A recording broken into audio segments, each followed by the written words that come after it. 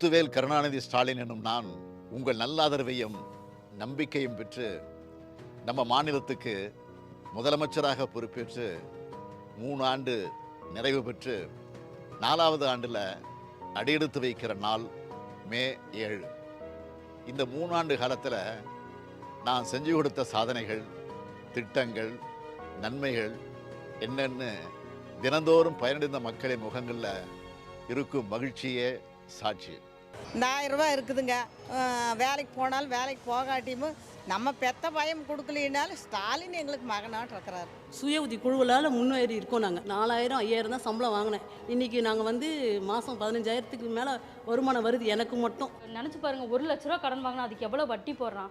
இது நம்ம அக்கௌண்ட்டில் பணம் போடுறோம், அந்த டேட்டில் நீ கட்டிட்டு வா, அடுத்த லோன் உனக்கு தர கூப்பிட்டு கொடுக்குறாங்க சார். இல்லை, ஒரு கவர்மெண்ட் ஒரு ஹாஸ்டல், விமென்ஸ்க்காக ஒரு ஹாஸ்டல் ஓப்பன் பண்ணுவாங்கங்கிற ஸ்கீமை நான் எக்ஸ்பெக்ட் பண்ணலை. கட்டணமில்லா பயணம், நான் சில நேரங்களில் அந்த ஜன்னலோரத்தில் உட்காந்து நான் மனசுலேருந்து அவருக்கு நான் நன்றி சொல்லியிருக்கேன். இவர் எந்த அளவுக்கு யோசிச்சிருக்கிற ஒரு தாயை போல் நம்மளுக்காக அப்படின்னு சொல்லிட்டு நான் அவருக்கு மனசுலேருந்து நான் அன்றைக்கி நன்றி சொன்னேன். காலையில் அடம்பிடிப்பா சாப்பிட்றக்கே இங்கே நல்லா சாப்பிட்றா. அது சிறுதானியம் போகிறனால விரும்பியே சாப்பிட்றாங்க குழந்தைங்க, அவங்களுக்கு ஊட்டச்சத்து நல்லா கிடைக்கிது. நான் முதல்வன் ஸ்கீம் நம்ம முதலமைச்சரோட கனவு திட்டம் அப்படின்னு சொல்லி தான் அதை இன்ட்ரடியூஸ் பண்ணது. அண்ட் இன்னைக்கு அந்த கனவு நினைவா இருக்குன்னு நான் நினைக்கிறேன். மாதம் அந்த 1000 ரூபான்றது அவ்வளோ பெரிய விஷயமா இருக்குது எங்களுக்கு. சொல்லப்போனால் போட்டுக்கிற துணி இந்த 1000 ரூபாயில் தான் மேம் எடுக்கிறேன். நான் பீச் ரோடில் போகும்போது அவ்வளோ ஒரு ஆசை இருக்கும் எங்களுக்கெல்லாம். பீச்சுக்கு போகணும், அந்த கால் நனையணும், குடும்பத்தோடு போகணும், குழந்தையோட போகணும் அப்படின்றதுலாம். அதுக்கு ஒரு நிரந்தர தீர்வாக ஒரு மரப்பாதை போட்டு கொடுத்துருக்காங்க. இந்த 3 ஆண்டு காலத்தில் ஸ்டாலின் என்றால் செயல் செயல் செயல்னு நிரூபித்து காட்டியிருக்கிறார். இது எனது அரசு அல்ல, நமது அரசு. அந்த வகையில் நமது அரசு 4வது ஆண்டில் அடியெடுத்து வைக்குது.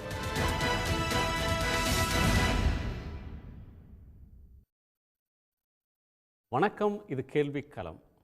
தமிழ்நாட்டில் ஆட்சி மாற்றம் நிகழ்ந்து 3 ஆண்டுகள் நிறைவடைந்து இன்றைக்கு முதலமைச்சர் திரு மு க ஸ்டாலின் அவர்கள் தலைமையிலான ஆட்சி 4வது ஆண்டில் அடியெடுத்து வைத்திருக்கிறது. இந்த 3 ஆண்டுகளில் திமுக ஆட்சி நிறைவேற்றியிருக்கக்கூடிய பல துறைகளில் நிறைவேற்றியிருக்கக்கூடிய புதிய திட்டங்கள் என்பது என்ன தாக்கத்தை ஏற்படுத்தி இருக்கிறது என்பது ஒரு கோணம். அரசியல் ரீதியாக டெல்லிக்கு அடிபணிந்த ஒரு ஆட்சியாக கடந்த ஆட்சி விமர்சிக்கப்பட்ட நிலையில் தமிழ்நாட்டினுடைய திராவிட கொள்கைகளை உயர்த்தி பிடிக்கக்கூடிய சமரசமில்லாத ஒரு ஆட்சியாக இந்த ஆட்சி நடந்து வந்திருக்கிறது என்பது திரு மு க ஸ்டாலின் அவர்கள் கடந்த தேர்தல் பரப்புரையில் முன்வைத்த ஒரு முக்கியமான பரப்புரை. ஒரு 5 ஆண்டு கால ஆட்சியில் 3 ஆண்டு காலத்தை நிறைவு செய்வது என்பது மிக முக்கியத்துவம் வாய்ந்த ஒரு காலகட்டம். இந்த 3 ஆண்டுகளில் மகளிர் நலனுக்கு தரப்பட்டிருக்கக்கூடிய முக்கியத்துவம், கல்வி சுகாதாரத்திற்கு தரப்பட்டிருக்கக்கூடிய முக்கியத்துவம் என்பது முக்கியமான ஒன்று. அடுத்த 2 ஆண்டுகள் இதைவிட மிக முக்கியமான ஆண்டுகள் என்று பார்க்க வேண்டிய ஒரு தருணம். ஒரு ஆட்சி என்பது புதிய திட்டங்களை எந்த அளவிற்கு நிறைவேற்றியிருக்கிறது, அடித்தட்டு மக்களுடைய வாழ்க்கையை மேம்படுத்துவதற்காக எவ்வளவு தூரம் முனைப்பாக பணியாற்றியிருக்கிறது, இளைஞர்களுக்கு இளம் பெண்களுக்கு வேலை வாய்ப்புகளை உருவாக்குவது, புதிய நிறுவனங்களை தொடங்குவதற்கான ஏதுவான சூழலை உருவாக்குவது என்கிற பல கோணங்கள் ஒரு ஆட்சிக்கு இருந்தாலும் கூட இந்த ஆட்சியினுடைய சாதனைகளாக சிலவற்றை எந்த ஒரு ஆட்சியும் சாதிக்கும். அடுத்த 2 ஆண்டுகள் என்பது ஏற்கனவே செய்திருக்கக்கூடிய திட்டங்களை வலிமைப்படுத்துவது, விடுபட்ட பிரிவினருக்கான நன்மைகளை செய்வது, அதைவிட முக்கியமாக தவறுகளிலிருந்து பாடம் கற்றுக்கொண்டு அதை திருத்திக் கொள்வதற்கான முயற்சிகள் என்கிற பல கோணங்களை நாம் விவாதிக்கப் போகிறோம். 3 ஆண்டுகளில் என்ன சாதித்தார்கள் என்பது ஒரு கோணம், அடுத்த 2 ஆண்டுகளில் காத்திருக்கக்கூடிய சவால்கள் என்ன என்பது இன்னொரு கோணம் நாம் விவாதிக்கலாம். நம்மோடு அரசியல் விமர்சகர் திரு பாண்டியன் அவர்கள், திமுகவினுடைய செய்தி தொடர்பாளர் திரு ராஜீவ்காந்தி அவர்கள், முன்னாள் நாடாளுமன்ற உறுப்பினர் திரு கே.சி. பழனிசாமி அவர்கள், பத்திரிகையாளர்கள் திரு கார்த்திகேயன் அவர்கள், எழுத்தாளர் திரு ராம்கி அவர்கள், அனைவருக்கும் வணக்கம். நான் திரு பாண்டியனுடைய முதற் பார்வையை கேட்க விரும்புகிறேன். நீங்கள் எப்படி மதிப்பிடுறீங்க இந்த ஆட்சியை? இல்லை, இது எப்படின்னா ஒரு 1920 போலேருந்து நீதி கட்சியிலேருந்து ஆரம்பித்து மதிப்பீடு கொண்டாடணும். இந்த மதிப்பீடு எப்படின்னா அவருடைய ஒரு 2 மாதத்துக்கு ஒரு நாள் பார்த்தீங்கன்னா அவருடைய இதை வந்து கொள்கை பிரகடனம் அறிவிச்சுக்கிட்டே இருப்பார். இது வந்து கலைஞரே செய்யாத ஒரு விஷயம். ஏன் அப்படி சொல்கிறேன்னு கேட்டால், நான் எந்த பாதையில் போகிறேன் அப்படிங்கிறத வந்து அவர் ரொம்ப தெளிவாக சொல்லிக்கிட்டே இருப்பார். கரெக்டாக பார்த்தீங்கன்னா அது வந்து அந்த நெரேட்டிவில் வந்து எங்கேயுமே மிஸ் ஆகாமல் பொலிட்டிக்கல் லைனில் தடுமாற்றம் இல்லை. அது சமூக நீதி அடிப்படையில், ஏன்னா சமுதாயம் பெற்றெடுத்த குழந்தைகள் தான் அரசியலும் பொருளாதாரமும். அப்போ ஏன் வந்து திராவிட மாடல் சக்ஸஸ் மாடல் இதை ஏன் வந்து இந்தியாவில் எல்லாரும் ஏற்றுக்கணும், எல்லா மாநிலமும் ஏற்றுக்கணும். இந்தியா கூட்டணி வெற்றி பெற்றாலும் ராகுல் காந்தி வந்து அறிவிக்கிறதுக்கு காரணமே வந்து இந்த சமூக நீதியை அவர் மைண்டில் வாங்கிக்கிட்டதுனால தான் அவரால் அதை வந்து நெரேட்டிவை கரெக்டாக செட் பண்ணி கொண்டு போக முடியுது. அப்போ காங்கிரஸ் எதிர்த்து வளர்ந்த இயக்கங்கள் தான் தமிழ்நாட்டு நீதி கட்சியிலேருந்து எல்லாருமே. ஆனால் இன்றைக்கி அதை அப்படியே மாறி காங்கிரஸ் இந்த கொள்கையை எடுத்துகிட்டு போகிற அளவுக்கு ராகுல் காந்தி ஸ்டாலின் முதல்வர் ஸ்டாலின் அவர்கள் இந்த இந்தியா கூட்டணி அமைக்கிறதுலேயே சமூக நீதி அடிப்படையில் தான் இதை கொண்டு போகிறாரு. மாநில சுயாட்சி அடிப்படையில் கொண்டு போகிறாரு. மாநில கட்சிகளை ஒருங்கிணைக்கிறத வந்து போன 19 நடக்காத விஷயத்தை நடக்க வச்சது வந்து என்னை பொறுத்தவரை முதல்வர் ஸ்டாலின். இந்த அடிப்படையில் இந்த திட்டங்களில் ஒரு 1, 2, 3 மட்டும் நான் சொல்லிடுறேன். ஏன்னா மற்றவங்களாம் சொல்ல போகிறாங்க. ஒரு பல்நோக்கு மருத்துவ வந்து இங்கே சென்னையில் அமைக்கப்பட்டது. ஒரு நல்ல நூலகம் மதுரையில் அமைக்கப்பட்டது. கீழடி அருங்காட்சியகம் அமைக்கப்பட்டது. இது போன்ற கோவை, தஞ்சை உட்பட எல்லா ஊர்களிலும் அந்த டைட்டில் பார்க், அதாவது இப்போ சேவைத்துறை மட்டும்தான் வந்து ரொம்ப பிரபலமாக இருக்கிறது. அந்த சேவைத்துறையை வந்து கோயம்புத்தூர், தஞ்சாவூர், இன்னும் மதுரை எல்லா இடத்துக்கும் கொண்டு போகிறது. அதாவது சென்னை மட்டுமே ஒரு தொழில் நகரமாக இருக்கணும் அப்படிங்கிறதெல்லாம் மாற்றி விருதுநகர்லேருந்து ஆரம்பித்து தூத்துக்குடியிலேருந்து வச்சு எல்லா ஊர்லேயும் எந்த ஊரும் ஏற்கனவே தமிழ்நாடு அப்படி தான் வளர்ந்துருக்கு. நீங்கள் சாதாரண கிராமத்துலேருந்தும் படிச்சுட்டு இன்றைக்கி போகிறதும் இப்போ எல்லா நகரமும் ராணிப்பேட்டையில் ஆரம்பித்து நீங்கள் ஓசூர்லேருந்து எல்லாமே தொழில் நகரமாக இருக்கிறதுக்கும் வேலைவாய்ப்பு கிடைக்கிறதுக்கும் நல்லா பண்ணிகிட்டு இருக்காங்க. அது இன்னும் மேலும் மேலும் எல்லா நகரமும் அந்த ஒட்டுமொத்த தமிழ்நாடும் கிராமம் உட்பட நல்லா வரணுங்கிறத நோக்கத்தை வந்து எந்த இடத்துலையும் அவர் விட்டுக்கல. இந்த ஸ்கீமில் வந்து பார்த்திங்கன்னா அது முதல் முறையாக வந்து இவருடைய இந்த 70 வருஷத்தில் ஆட்சியில் 67க்கு அப்புறம் உள்ள ஆட்சியில் முதல் முறையாக வந்து பெண்களை நோக்கி, ஏன் அப்படின்னு கேட்டிங்கன்னா உலகத்திலேயே அமெரிக்கா, சீனா இதை வந்து நீங்கள் மாநிலத்தையே கம்பேர் பண்ண வேண்டியதில்லை. இந்தியாவில் உள்ள எந்த மாநிலத்தையும் கம்பேரே பண்ணக்கூடாது. ஒன்லி வேர்ல்டில் பெஸ்ட் கண்ட்ரீஸ் அப்படின்னு எடுத்திங்கன்னா ஜப்பானாக இருக்கட்டும், அமெரிக்காவாக இருக்கட்டும், சைனாவாக இருக்கட்டும். அப்போ பெண்கள் முன்னேற்றம், அவங்களோட என்டர்பிரினர்ஷிப் வந்து நல்லா டெவலப் பண்ணும்போது மட்டும்தான் அது வந்து ரொம்ப நல்லாயிருக்கும். அதில் சுய உதவி குழுக்களாக இருக்கட்டும், அவங்களுக்கு லோன் கொடுக்குறதா இருக்கட்டும், கல்வியில் முக்கியத்துவம் கொடுக்குறதா இருக்கட்டும். இப்போ நேற்று நடந்த ரிசல்ட்டு பார்த்திங்கன்னா +2 ரிசல்ட்டில் பெண்கள் தான் கூட, கிட்டத்தட்ட 4-5% வந்து கூட இருக்காங்க ஆண்களோட. அப்போ இது வந்து நோக்கி காமிக்குது அப்படின்னாக்கா மொத்தமே 51,000 பேர் தான் ஃபெயில் ஆகியிருக்காங்க. அவங்களுமே அடுத்த ஒரு 2 மாதத்தில் நடக்கிற எக்ஸாமில் பாஸ் பண்ணிவிடுவாங்க. அப்போ பெண்கள் வந்து பெரிய அளவுக்கு வந்துக்கிட்டு இருக்காங்க. 43%க்கு மேலே வேலைவாய்ப்பில் வந்து பெண்கள் இந்தியாவிலே இருக்கிறது.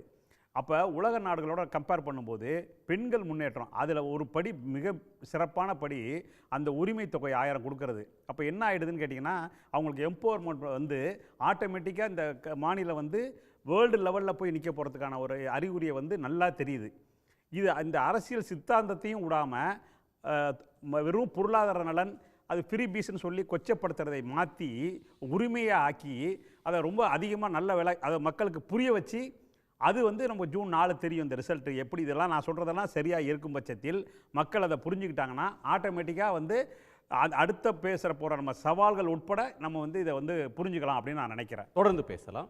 திரு கே.சி. பழனிசாமி, அரசியல் ரீதியாக தவறுகளை செய்யலை, எந்த பாதையில் பயணிக்கிறோம் அப்படின்ற தெளிவு இருந்தது. அதை தீர்க்கமாக மீண்டும் மீண்டும் அதை சொல்லிக்கிட்டே இருந்தாங்க. சமூக நீதி கோணத்தில் தான் எல்லா திட்டங்களையும் கூட செயல்படுத்தியிருக்காங்க. குறிப்பாக பெண்களுக்கான முன்னுரிமை அப்படின்ற ஒன்றுக்கு அதிகமான அளவில் பெண்கள் நல திட்டங்களுக்கான முன்னுரிமை தரப்பட்டிருக்கு அப்படின்ற கோணத்தை முன்வைக்கிறார். இதனுடைய தாக்கம் வேறு மாநிலங்கள்லையும் கூட இருக்கக்கூடிய தன்மையை பார்க்குறோம் அப்படின்ற கோணத்தை சொல்கிறார். இந்த 3 ஆண்டு காலத்தில் திமுக ஆட்சி நிகழ்த்தியிருக்கக்கூடிய நன்மைகள் அல்லது செய்ய தவறிய வாக்குறுதிகள், செய்ய வேண்டியதை செய்யாமல் எதையேனும் விட்டுருக்காங்களா உங்கள் பார்வை? அதாவது எந்த அரசாங்கமாக இருந்தாலும் முழுமையாக எந்த திட்டங்களும் இல்லாமல் இருக்காது, முழுமையாக எல்லாமே மோசமாகவும் இருக்காது. நம்ம இந்த 2ல் எது அதிகமாக இருக்குது என்பதைத்தான் நம்ம வந்து பார்க்கணும்.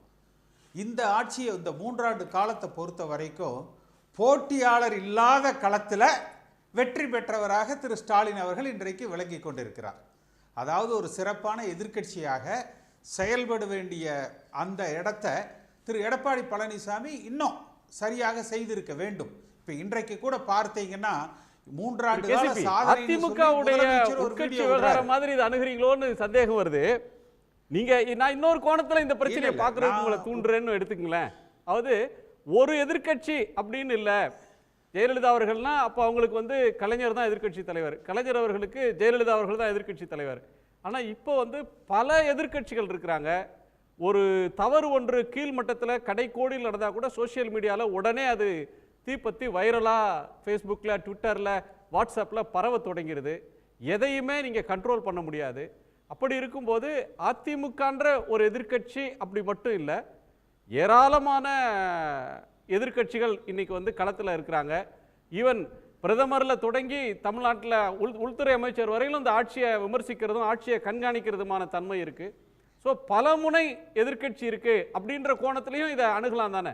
ஏடிஎம்கேவோட ஃபெயிலியர் அல்லது ஏடிஎம்கே எஃபெக்டிவாக இல்லைன்றதுனால போட்டியே இல்லை அப்படின்ற முடிவுக்கு வந்துட முடியுமா? அதாவது இன்றைக்கு திரு எடப்பாடி பழனிசாமி இந்த ஆட்சியை பற்றி ஏதேனும் ஒரு மதிப்பீட்டை தெரிவிச்சிருக்கிறாரா? ஒன்றுமே தெரிவிக்கல. ஒன்று. அப்போ இந்த ஆட்சியினுடைய பலம் எடப்பாடி பழனிசாமி அவர்களது பலகீனம்தான். அடுத்து இந்த ஆட்சியினுடைய பலகீனம் என்ன என்று பார்த்தீங்கன்னா, நீங்கள் திரு முதலமைச்சர் ஸ்டாலின் அவர்களை பார்க்காதீங்க. 2021க்கு முதல்ல இருந்த எதிர்க்கட்சி தலைவர் திரு ஸ்டாலின் அவர்களை பாருங்க. அன்றைக்கு இவர் என்னெல்லாம் சொன்னாரு? Corruption collection commission. இன்றைக்கு அது என்னுடைய ஆட்சியில் கிடையாது. யாரேனும் எங்கேனும் நீங்கள் லஞ்சம் கொடுத்தால் அதை ஆதாரத்தோடு நீங்கள் வந்து என்கிட்ட கொடுங்க, அந்த பணத்தை நான் உங்களுக்கு கொடுத்துட்றேன் சொல்லுங்க. அவரை பல ஆயிரக்கணக்கான கோடிகளுக்கு தினசரி வரும். அறிவிக்க சொல்லுங்க. ஆயிரக்கணக்கான கோடிகளுக்கு தினம் வரும். அப்போ அன்றைக்கு இவர் என்ன சொன்னார்? Corruption collection commission. இன்றைக்கு அந்த கரப்ஷன் கலெக்ஷன் கமிஷன் இல்லாத அரசாங்கமா இது? ஒன்று. குட்காவை சட்டமன்றத்துக்குள்ள கொண்டு போய் அந்த சட்டமன்ற உறுப்பினர்கள் பதவி நீக்கம் கூட செய்யப்பட்டு விடுவார்கள் என்கிற ஒரு சூழ்நிலை இருந்தது. ஆனால் இன்றைக்கு பள்ளி மாணவர்கள் வரைக்கும் அந்த கூலி பயன்பாடுகள் அதிக அளவில் போயிருக்கு. நீங்க இன்னொன்று கூட சொன்னீங்க, சித்தாந்த ரீதியாகவே நம்ம பேசலாம். சித்தாந்த ரீதியாக 21 to 24 இந்த பிஜேபி அரசாங்கம் சித்தாந்த ரீதியாக ஆர்எஸ்எஸ் கொள்கைகளை அதிகமாக நடைமுறைப்படுத்தினாங்க. ஆனா அதற்கு முன்பு 21க்கு முன்னால பாரதிய ஜனதா கட்சி அரசாங்கத்தை எதிர்த்து இன்றைய முதல்வர் அன்றைய எதிர்க்கட்சி தலைவர் கோபேக் மோடி சித்தாந்த ரீதியாக இவர் எதிர்கொண்ட போராட்டங்கள் எத்தனை. ஆனால் 21க்கு பின்னால அரசு விழாவுக்கு வரக்கூடிய ஒரு பிரதமரை எதிர்ப்பு அலை இல்ல, அரசு விழாவுக்கு வரக்கூடிய ஒரு பிரதமரை வர வேண்டாம் அப்படின்னு ஒரு முதலமைச்சர் கோபேக் போட முடியுமா? நீங்க எதிர்க்கட்சி அரசியல் வேற, ஆளுங்கட்சியாக செய்யக்கூடிய அரசியல் வேற. எதிர்க்கட்சியாக செஞ்சது ஒண்ணு, எதிர்க்கட்சியாக ஆளுநர் அத்துமீறார் அப்படின்னா ஆளுநரை கேள்வி கேட்காம இருந்தாங்களா? ஆளுநருக்கு வெள்ள நிவாரணம் தரல அப்படின்னா வெள்ள நிவாரணத்துல வந்து எங்கேயாவது அவங்க வந்து இணங்கி பயந்து போனாங்களா? நீங்க வந்து ஒரு 3 ஆண்டு ஆட்சியை வந்து ஒரு பிராடா மதிப்பிடணும் அப்படின்னா நீங்க வந்து அந்த கோணத்துல பார்க்கணும் இல்லையா? இல்ல திரு குணா, ரெண்டையும் நீங்க கன்ஃபியூஸ் பண்ணிக்கிறீங்க. அதாவது வெள்ள நிவாரணங்கிறது அரசு சம்பந்தப்பட்டது, நான் சொல்வது அரசியல் சம்பந்தப்பட்டது. இப்ப திரு பாண்டியன் சொன்னார் இல்லையா, அந்த நேரேட்டிவ் பாலிடிக்ஸ். இந்த 3 ஆண்டு காலத்தில் பாரதிய ஜனதா கட்சி சித்தாந்த ரீதியாக மிக அதிகமாக அவர்களது கொள்கைகளை திணித்தார்கள். ஆனால் எந்த கொள்கையை ஏற்றுக்கொண்டாங்க? 3 ஆண்டுகள்ல சிஏஏவாக இருக்கட்டும், விவசாய மசோதாவாக இருக்கட்டும், இங்கே வந்து குடியுரிமை திருத்த சட்டத்துக்கு எதிராக தாக்கல் செய்த அரசு தீர்மானமாக இருக்கட்டும், கல்வியை நீங்கள் வந்து மாநில பட்டியலுக்கு கொண்டு வரணும்னு சொல்கிறதுல இருக்கட்டும், அவர்கள் எதெல்லாம் சொன்னாங்களோ அதற்கு எதிராக கடுமையாக எதிர்வினை ஆற்றின ஒன்று தமிழ்நாடு சட்டசபை தானே. பொலிட்டிக்கலாக எதுலையுமே அவங்க காம்ப்ரமைஸ் ஆகலையே. நான் எதிர்வினையே ஆற்றலைன்னு நான் சொல்ல வரல, எதிர்வினையே ஆற்றலைன்னு நான் சொல்ல வரல. அந்த வேகம் எதிர்கட்சியாக இருக்கிற பொழுது இருந்த வேகம் ஆளுகிற கட்சியாக வந்த பொழுது அது இல்லை. அடுத்தது திரு மு.க. ஸ்டாலின் அவர்கள், இன்றைய முதலமைச்சர் அவர்கள், ரொம்ப இன்றைக்கும் ஃபேமஸாக இருக்கிறது நம்ம தம்பி ராஜீவ்காந்தி கூட இதே தளத்தில் இதே ஒரு பேட்டியில் நான் சொல்றது உடனே நடக்கும்னாரு. 90 நாட்களில் கலைஞரின் மகன் நான் சொன்னதை செய்வேன், செய்வதை சொல்வேன். இதை சொன்னது யாருங்க? அன்றைய கவர்னர் இடத்துல கொண்டு போய் ஊழல் பட்டியல்களை ஆதாரத்தோடு கொடுத்தது யாருங்க? அப்ப இன்றைக்கு ஏன் உங்க அரசாங்கம், உங்க பொறுப்புல இருக்கிற டிவிஏசி ஏன் நடவடிக்கை எடுக்கல? நான் நடவடிக்கை எடுக்க சொல்லல. அந்த உத்தமர்களுக்கு நீங்க உத்தமர்கள்னா சர்டிபிகேட் கொடுத்துருங்க. தவறான தகவல்களை நாங்கள் கொடுத்து விட்டோம், அவர்கள் உத்தமர்கள் என்று நீங்க சொல்லிருங்க.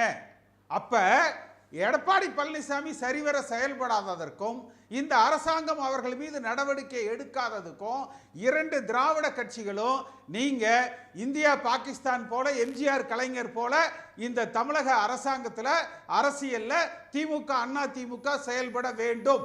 அப்படி நீங்கள் செயல்பட தவறினீர்கள் என்றால் நிச்சயமாக மூன்றாவது சக்தி தமிழகத்தில் ஊடுருவோம். அந்த சக்தி மீண்டும் மத்திய அரசுக்கு வரலாம், வராம கூட போலாம். அதிமுக விவகாரங்கள்ல இருந்தே நீங்க எடப்பாடி, வேலுமணி, தங்கமணின்ற அந்த கோணத்துல இருந்தே நீங்க மொத்த ஆட்சியை மதிப்பிடுறீங்க, இந்த ஆட்சியுடைய செயல்பாடுகளை மதிப்பிடுறீங்கன்னு நினைக்கிறேன். நீங்க இன்னொரு எதிர்வாதத்துக்காக கேட்கிறேன். இன்னைக்கு அதிமுகவை வீக்கெண்ட் பண்ணிட்டாங்கன்னு வச்சுக்கங்க, எடப்பாடியை வந்து ஒரு வழக்குக்கு ஆளாக்குறது அல்லது அதிமுகவோட முன்னணி தலைவர்கள் எல்லாம் நீங்க சொல்றது மாதிரி ஒரு நெருக்குதல் தர்றாங்க அப்படின்னு வைத்துக்கொண்டா அதிமுக பலவீனம் அடைஞ்சா தமிழ்நாட்டுக்கு நல்லதா என்ன? சட்ட ரீதியா நடவடிக்கை எடுக்கணும். சட்டம் பேசி அவர் அடிச்சதுல ஒரு பங்கு நாங்க எடுத்துக்கிட்டோமுங்க. எங்களுக்குள்ள ஒரு செட்டில்மெண்ட் வந்துருச்சு. எடப்பாடி பழனிசாமி எதிர்கட்சி தலைவரா இருக்கிறதா தமிழகத்துக்கு நல்லது அப்படின்னு அறிவிச்சிருங்க. நீங்க அது அல்ல அரசியல். நீங்க அரசியல் களம் ஜூன் 4ஆம் தேதிக்கு பிறகு மாறும். இதே அதிமுக உள்கட்சி பிரச்சனைகளை பத்தி சொல்லல. நீங்க திரு ஸ்டாலின் அவர்கள் இன்றைய முதலமைச்சர் எதிர்க்கட்சி தலைவராக இருக்கிற பொழுது அவர் என்ன சொன்னார், தேர்தல் பிரச்சாரங்களில் அவர் என்ன சொன்னார், இப்ப இந்த 3 ஆண்டுகளில் அவர் என்ன செய்தார், அடுத்து வருகிற 2 ஆண்டுகளுக்கு அவருக்கு என்ன சவால், இதுதான் நீங்க பேசக்கூடிய தலைப்பு. அப்ப நீங்க இந்த வெறும் 1000 ரூபாயை மட்டும் காமிச்சு எவ்வளவு நாளைக்கு பூச்சாண்டி காமிச்சுக்கிட்டு இருப்பீங்க? அவ்வளவுதான். பார்லிமெண்ட்டுக்கு நீங்க அதை பயன்படுத்திட்டீங்க. அடுத்து சட்டமன்ற தேர்தலுக்கு எதை பயன்படுத்த போறீங்க? அடுத்து நிச்சயமாக ஒரு உரிமை தொகை தமிழ்நாடு கவர்மெண்ட் நிறைவேற்றின தன்னோட சொந்த நிதியிலிருந்து நிறைவேற்றின ஸ்கீம்லயே மிகப்பெரிய பட்ஜெட் அலோகேஷன் இருக்கக்கூடிய ஒரு ஸ்கீம், அதை போய் பூச்சாண்டின்னு சொல்றீங்க. பூச்சாண்டினா யாரையா மிரட்டுறதுக்கு பயன்படுத்துறது, போலியா மிரட்டுறதுக்கு பயன்படுத்துறது இல்ல. நீங்க அதை வந்து எவ்வளவு வருஷத்துக்கு சொல்ல போறீங்கன்னு கேக்குறேன். அப்ப இந்த ஒரு எலெக்ஷன்ல தான சார் சொல்லிருக்காங்க, குடிச்ச 8 மாசம் தான சார் ஆகுது, செப்டம்பர்ல தான தர தொடங்கிருக்காங்க. அப்ப நீங்க ஒரு 1000 ரூபாய் கொடுத்துட்டு அந்த பக்கம் 10,000 கோடி 10,000 ரூபாய்க்கு இழப்பு ஏற்படுத்தினீங்கன்னா இந்த 1000 ரூபாய்க்கு ஓடு போடுவாங்களா, இல்ல அந்த 10,000 ரூபாய் இழப்புக்காக எதிர்வினை ஆற்றுவாங்களா? தமிழ்நாட்டு அரசியல் களம் ஜூன் 4ஆம் தேதிக்கு பிறகு நிச்சயமா திசை மாறும். அதிமுக மாசத்துக்கு 1000, ஆண்டுக்கு 12,000. நீங்க சொல்ற 10,000 வந்து மாசம் 10,000 இழப்பா, ஒரு வருஷத்துக்கான இழப்பான்னு தெரியல. நம்ம தொடர்ந்து பேசலாம். நீங்க சொல்றதுல ஒரு பாயிண்ட்ல நான் ஏற்றுக்கொள்றேன்.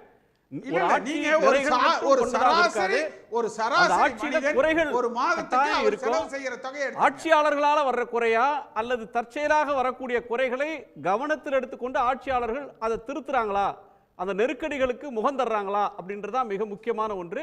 அடுத்த சுற்றுல உங்களுடைய பார்வையில ஒரு நிமிஷம் ராஜீவ் காந்தி அடுத்த சுற்றுல பேசலாம். கேசிபி ஒரு நிமிஷம். திரு ராஜீவ் காந்தி சொல்லுங்க.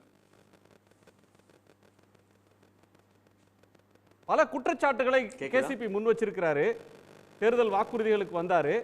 வெறும் அந்த மகளிர் உரிமை தொகையை மட்டும் முன்வைத்து அதை மட்டும் வைத்துக்கொண்டே நீங்க அரசியல் ரீதியாக எதிர்கொண்டு முடியாது.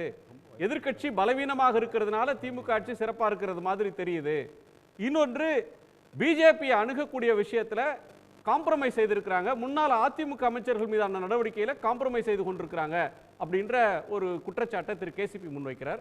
3 ஆண்டு திமுக ஆட்சியுடைய சாதனைகள்னு என்ன, வரக்கூடிய சவால்கள்? 3 ஆண்டு கால இந்த ஆட்சி ஒரு சமூக நீதியுடைய நீட்சியாக இருக்கிறது. பெருமரியாதைக்குரிய அண்ணன் பழனிசாமி அவர்களுடைய குற்றச்சாட்டை அடுத்து வாதிக்கலாம் நினைக்கிறேன். ஏன்னா அவர் பரவாயில்ல அதிமுக தொண்டனாக இவ்வளவுதான் குறை சொல்லியிருக்க முடிஞ்சதுன்னா இந்த ஆட்சி இவ்வளோ சிறப்பாக இருக்குன்னு நான் பார்க்குறேன். அதை தாண்டி இந்த நேற்று தமிழ்நாடு அரசுடைய பள்ளிக்கல்வி தேர்வு முடிவுகள் வந்துச்சு. நீங்கள்லாம் நம்ம எல்லாருமே பார்த்துருப்போம். ஒரு காலத்தில் மதிப்பெண்களை மட்டுமே மதிப்பீடு இருந்த காலமும் இருக்குது. 500 எடுத்தவங்க பட்டியல் எத்தனைன்னு சொல்லி ஒரு பள்ளிக்கூடங்கள் இத்தனை எடுத்துட்டாங்கன்னு சொல்லி எல்லா பத்திரிகையிலும் விளம்பரங்களை போட்டுக்கொண்டு ஒரு பெருமை எடுத்துக்கொண்ட காலம்லாம் இருந்தபோது இன்றைக்கி காலையில் மாண்புமிகு தமிழ்நாடு முதலமைச்சரும் மாண்புமிகு பள்ளிக்கல்வித்துறை அமைச்சர் அவர்களும் 2 பேரை சந்தித்தாங்க. ஒன்று தம்பி செல்லதுரை, இன்னொன்று திருநங்கை தங்கை ஒருத்தியை சந்தித்தாங்க. இந்த அரசு எதை சொல்ல விரும்புகிறது அதுதான் மிக முக்கியம். லட்சக்கணக்கானோர் இந்த தேர்வு எழுதியிருக்கிறார்கள், லட்சக்கணக்கானோர் அடுத்த நிலைக்கு செல்கிறார்கள். ஆனால் விளிம்பு நிலையில் பாலியல் சமத்துவமற்று பாலின சமத்துவமற்று ஒதுங்கி இருக்கிற, இல்லை என்றால் வஞ்சிக்கப்பட்ட சமூகத்தில் நீங்கள் உங்களை பார்த்து ஏளனம் செய்கிற ஒரு பாலினத்தை கூப்பிட்டு இல்லை நாங்கள் கூட இருக்கிறோம் என்கிற அந்த ஆறுதலும், ஆண்டாண்டு காலமாக சாதி என்கிற சகதியிலே சிக்கியிருக்கிற இந்த நாட்டில், சாதி என்கிற கூறு இன்னும் வேரோடி வளர்ந்திருக்கிற இந்த நாட்டில் குறைந்தபட்சம் சமூக அங்கீகாரத்தை அதில் பாதிக்கப்படுகிறவர்களுக்கு, சாதியால் வஞ்சிக்கப்பட்டு பாதிக்கப்படுபவர்களுக்கு நான் கூட இருக்கிறேங்கிற அந்த தைரியமும் அந்த அரவணைப்பு இருக்கிறது அல்லவா, அதுதான் தமிழ்நாடு சாதித்த சாதனை. 3 ஆண்டு கால ஆட்சியில் தமிழ்நாடு அரசு இங்கே சாதித்த சாதனை என்னென்னா இதுதான். தம்பி செல்லத்துறையை கூப்பிட்டு நான் இருக்கிறேன் படி அந்த தம்பி சொல்கிறான், நான் பாதிக்கப்பட்ட போது நான் உடைந்து போனேன், ஆனால் வாரத்தில் ஒரு முறையாவது பள்ளிக்கல்வித்துறை அமைச்சர்கிட்ட பேசுவார், அதிகாரிகள் பேசினாங்க, என்ன உதவின்னு சொன்னாங்க, உளவியல் ரீதியாகவும் மன ரீதியாகவும் நான் சோர்ந்து போன போது எனக்காக அவர்கள் நின்றார்கள். அதை நீங்கள் முதலமைச்சர் நிரூபிச்சிருக்கார். அரசு பள்ளி என்பது வறுமையின் அடையாளம் அல்ல, பெருமையின் அடையாளம். நீங்கள் அரசு பள்ளியில் சேர்க்குகிற மாணவர்களுடைய பட்டியல் கூடிக்கொண்டே போகுது. பள்ளிக்கல்வித்துறை மேம்பாடு இது ஒரு செக்டார். ஆனால் நீங்கள் கவனிங்களேன், தமிழ்நாடு இத்தனை நாள் சொல்லி கொண்டிருந்த அந்த சோசியல் ஜஸ்டிஸ், சமூக நீதி, இன்க்ளூசிவ் பாலிசி, அந்த இன்க்ளூசிவாக எல்லோருக்குமான வளர்ச்சி, இதற்கு இந்தியா பேச ஆரம்பிச்சிருக்கு. இன்றைக்கி ஒரு பிரதான எதிர்கட்சியாக திமுக பார்த்த பாஜக வாரிசு அரசியல் குற்றச்சாட்டை தவிர ஏதாவது பேச முடிஞ்சுதா? வாரிசு அரசியல் என்று பேசுகிற அவர்களால் தமிழ்நாடு அரசு கொண்டு வந்த இந்த ஸ்கீம் தப்பாக இருக்குது, தமிழ்நாடு அரசு கொண்டு வந்த இந்த திட்டத்தால் அவருடைய இங்கே சமூக நிலை வளரலை, தமிழ்நாடு அரசு கொண்டு வந்த இந்த திட்டத்தால் இவளை பின்தங்கிட்டாங்க சொல்ல முடிஞ்சுதா? அதற்கு மாறாக ஃப்ரீ பீஸ் என்று எதையெல்லாம் கொச்சைப்படுத்தினார்களோ, தமிழ்நாடு அரசு நடைமுறைப்படுத்திய பல திட்டங்களை, குறிப்பாக காலை உணவு திட்டம், மகளிருக்கான மாத உரிமை தொகை திட்டம், மகளிர் விடியல் பேருந்தெல்லாம் பல்வேறு மாநிலங்களுக்கு இந்த 3 ஆண்டு கால சாட்சி. நான் முத்தமிழர் கலைஞருக்கோ பேரறிஞர் அண்ணாவிற்கோ திராவிட இயக்கத்துக்கோ போக விரும்பலை. அதற்கு மாறாக அந்த 3 ஆண்டு கால ஆட்சியில் கொண்டு வந்த முத்தான திட்டங்களை பாஜக மாநிலத்தில் கூட செயல்படுத்தி சமூக மேம்படுத்த முடியும் என்றால் தமிழ்நாடு வழிகாட்டியிருக்கிறது. முத்துவேல் கருணாநிதி ஸ்டாலின் வழிகாட்டியிருக்கிறார். திராவிட முன்னேற்ற கழகம் இந்தியாவில் உள்ள கட்சிகளுக்கு நாங்கள் அதை மாறுதட்டி கொள்கிறோம். எங்களுடைய கூட்டணி கட்சியான காங்கிரஸ் பேர் இயக்கத்தை சேர்ந்த பெரும் மரியாதைக்குரிய வளர்கிற இளம் தலைவர் ராகுல் காந்தி அவர்கள் நாங்கள் சொல்கிற இந்த மாநில உரிமை குறித்தும், மாநில சுயாட்சி குறித்தும், மொழி உரிமை குறித்தும், பாராளுமன்ற ஜனநாயகம் குறித்தும், அரசியல் சட்டங்கள் குறித்தும், தேசிய உரிமைகள் குறித்து பேச ஆரம்பித்திருக்கிறார். அப்போ காங்கிரஸ் கட்சிக்கு இது தமிழ்நாடு வழிகாட்டியிருக்கிறது. காரணம், தமிழ்நாட்டு மக்கள் இருக்கக்கூடிய அந்த சமத்துவம், மதச்சார்பின்மை, மொழிப்பற்று, இன உணர்வு, இதெல்லாம் ஒட்டுமொத்த இந்தியாவில் பன்முகத்தன்மையின் குறியீடாக தமிழ்நாடு சாதித்திருக்கிறது. இதைத்தான் நாங்கள் மீண்டும் மீண்டும் சொல்கிறோம். 3 ஆண்டு காலத்தில் தமிழ்நாடு சாதித்தது இதைத்தான். இங்கே எம்பவர்மெண்ட் என்பதை தாண்டி இந்த பிரச்சனைகள்லாம் தமிழ்நாடு காலங்காலமா பேசிட்டு வரக்கூடிய ஒன்று தானே. சமூக நீதியோ, மக்கள் நல திட்டங்களுக்கு முன்னுரிமை தருவது, விளிம்புநிலை மக்களுக்கான வாய்ப்புகளை பரவலாக்குவது அப்படின்ற ஒன்று தமிழ்நாடு கடந்த 50-60 ஆண்டு காலமாக தொடர்ந்து பேசிட்டு வர்ற ஒன்று. இந்த 3 ஆண்டு கால ஆட்சி அதில் எதை சாதிச்சது, எதில் கோட்டை விட்டது, இன்னமும் செய்ய வேண்டிய ஏரியாஸ் என்ன, அந்த கோணத்துக்குள்ளே நாம் போகலாம். நான் திரு ராம்கியோட கோணத்தை அதாவது எதை சாதிச்சுன்னு சொல்றீங்களே, 3 ஆண்டு காலமா என் மொழியையும் எங்க நாட்டையும் எங்க கொள்கையை அடுத்த மாநிலத்துக்கு கடத்த முடியுதுல, இதுவே சாதனை தானே. இதை விட என்ன சாதனை நினைக்கிறீங்க நீங்க? இதுவே சாதனை தானே. வறுமை ஒரே நாள் அழிச்சிருவோன்னு யாராவது அரசியல்வாதி பேசுறாங்கன்னா அது முட்டாள்தனமானது மட்டுமல்ல, பிற்போக்குத்தனமானது மட்டுமல்ல, அவர்கள் மக்களை ஏமாற்றுகிறார்கள். சமூக சூழலில் பல்வேறு மொழி பேசுகிற, மதங்களை கொண்ட, பல்வேறு சமூக அடுக்குகளை கொண்ட நாட்டில் வறுமை என்பது ஒரு நாள் ஒழிவதில்லை. அது ஒரு அரசியல்வாதி பேசின பார்த்துருந்தேன் நான் சொல்றாரு, நீங்கள் குடிசை மாட்டு வாரியம் கொண்டு வந்தீங்க, இப்போ ஏன் புதுசாக வீடு கட்டுறீங்கன்னாங்க. ஒரு குடும்பம் இருக்கிற போது அண்ணனுக்கு ஒரு அரசு வீடு கட்டி கொடுத்துருக்கும், அடுத்த பட்சத்தில் தம்பிக்கு கட்டி கொடுக்கும், தம்பிக்கு கல்யாணம் ஆகி அண்ணனுக்கு கல்யாணம் ஆகி அடுத்த பிள்ளைகளை பிறக்கிற போது அந்த பிள்ளைகளுக்கு வீடு கட்ட வேண்டும். அப்போ சமூக மேம்பாடு என்பது படிப்படியாக மனிதன் வளர்கிற போது அவருக்கு வளர்ச்சியை திராவிட இயக்கம் கொடுத்திருக்குது. அதை திமுக அந்த 3 ஆண்டு காலம் சாதிச்சிருக்கு. என்ன சாட்சி? இந்தியாவுடைய ஒட்டுமொத்த தனிமனித வருமானம் 96,000 ரூபாய். ஆனால் தமிழ்நாட்டில் தனிமனித வருமானம் 1,66,000 ரூபாய். தொடர்ந்து பேசலாம் ராஜீவ். ராம்கி, முதல்ல முதல்வருக்கு வந்து வாழ்த்துக்கள். இது வந்து ஸ்டாலின் மாடல் கிடையாது, இது வந்து திராவிடன் மாடல். இதுதான் நம்ம மிகப்பெரிய சாதனையாக நினைக்கிறேன். ஏன்னா தன்னை முன்னிறுத்தி கொள்ளாமல் ஒரு சித்தாந்தத்தை, ஒரு நிலப்பரப்பை முன்னிலைப்படுத்துவதுங்கிறது வந்து தமிழ்நாட்டு அரசியலுக்கு புதுசு, ஏன் இந்திய அரசியலுக்கே புதுசு. அந்த வகையில் இது ஒரு மிகப்பெரிய முக்கியமான சாதனையாக இதை தான் பார்க்குறேன். இந்த நேம் அது வந்து ஒரு பெரிய மாற்றத்திற்கான ஒரு முக்கியமான கீ ஃபேக்டராக நான் பார்க்குறேன். ரெண்டாவது, இந்த 3 ஆண்டுகள் நம்ம பார்க்கும்போது நிறையா சர்வதேச அளவில் ஒரு கவனம் பெறக்கூடிய அளவில் நிறைய நிகழ்வுகள், அது செஸ் ஒலிம்பியா ஆகட்டும், அது பன்னாட்டு மாநாடுகள் நிறைய நடந்தது. இதெல்லாம் தமிழ்நாடு பார்க்காத விஷயம். அதன் மூலமாக எவ்வளோ முதலீடுகள் வந்ததெல்லாம் அதெல்லாம் வேறு விஷயம். ஆனால் வந்து இந்த நிகழ்வுகளே ஒரு மிகப்பெரிய ஒரு கவனத்தை கொடுத்தன. அப்புறம் நிறைய காலை சிற்றுண்டி பற்றி அது கிட்டத்தட்ட அது மிகப்பெரிய அளவில் வரவேற்பை பெற்ற ஒரு திட்டம் ஆக்சுவலாக. இப்படி நிறைய விஷயங்களை பட்டியலிட்டுக்கிட்டே போகலாம். நான் வந்து திரும்ப நான் சொல்லுவேன், 2021 அந்த தேர்தல் அறிக்கை தான் ஸ்டில் ஹீரோ. இன்றைக்கும் அது எந்த அளவுக்கு நிறைவேற்றப்பட்டதுங்கிறதுலாம் வேறு விஷயம். ஆனால் வந்து ஒவ்வொரு தொகுதிக்குமே என்னென்ன பிரச்சனைகள், அதற்கான தீர்வு என்னங்கிறத ஒரு வெல் டிராஃப்டட், ஒரு டாக்குமெண்ட் செய்யப்பட்ட ஒரு விஷயம். அந்த தேர்தல் அறிக்கைங்கிறது அது ஒரு மிக முக்கியமான நிகழ்வு. ஒரு ஸ்டெப் 1 கம்ப்ளீட்டட். அது நம்ம வந்து அது ஒரு பெரிய சாதனை சொல்லுவேன். அது நிறைவேற்றுறதெல்லாம் அடுத்த வேறு விஷயம். ஆனால் ஸ்டெப் 1ங்கிறது முக்கியம், டாக்குமெண்டட். அதை பின்பற்றி தான் இன்றைக்கி திரு ராஜீவ்காந்தி அவர்கள் பெருந்தன்மையோடு சொல்கிறாங்க. அது வந்து காங்கிரஸ் வந்து அதை முன்னே எடுத்துக்குது அப்படின்னு. ஆனால் வந்து கிட்டத்தட்ட காங்கிரஸ் வந்து இந்த தேர்தல் அறிக்கையை அப்படியே ஜெராக்ஸ் பண்ணி எடுத்ததாக நான் பார்க்குறேன். அதாவது அது காங்கிரஸ் மட்டும் இல்லை, காங்கிரஸோட பல்வேறு மாநில அளவில் இருக்கிற மாநில கட்சிகளும் இதை பின்பற்றி தான் அவங்க வந்து அவங்களுடைய தேர்தல் அறிக்கையை முன்வைத்தாங்க. ஸோ அதனால் 2021 திமுகவுடைய தேர்தல் அறிக்கைங்கிறது மிக முக்கியமான விஷயம். இந்த தமிழ்நாடு அரசியலுக்கு மட்டும் இல்லை, இந்திய அரசியலுக்கு நான் பார்க்குறேன். ஸோ ஏராளமான கனி இருந்தாலும் காய் கவர்ந்த கனி இருக்குது, காய் கவர்ந்து சொல்லலாம். இருந்தாலும் 2 காய்களை மட்டும் நான் சொல்லி முடிச்சிடுறேன். 2 சவால்கள், மிக முக்கியமான சவால்கள். முக்கியமானது வந்து நிதி நெருக்கடி. இன்றைக்கு வந்து இப்போ சென்ற ஆண்டிலே வந்து ஒரு 7.5 லட்சம் கோடி நமக்கு கடன் இருந்தது.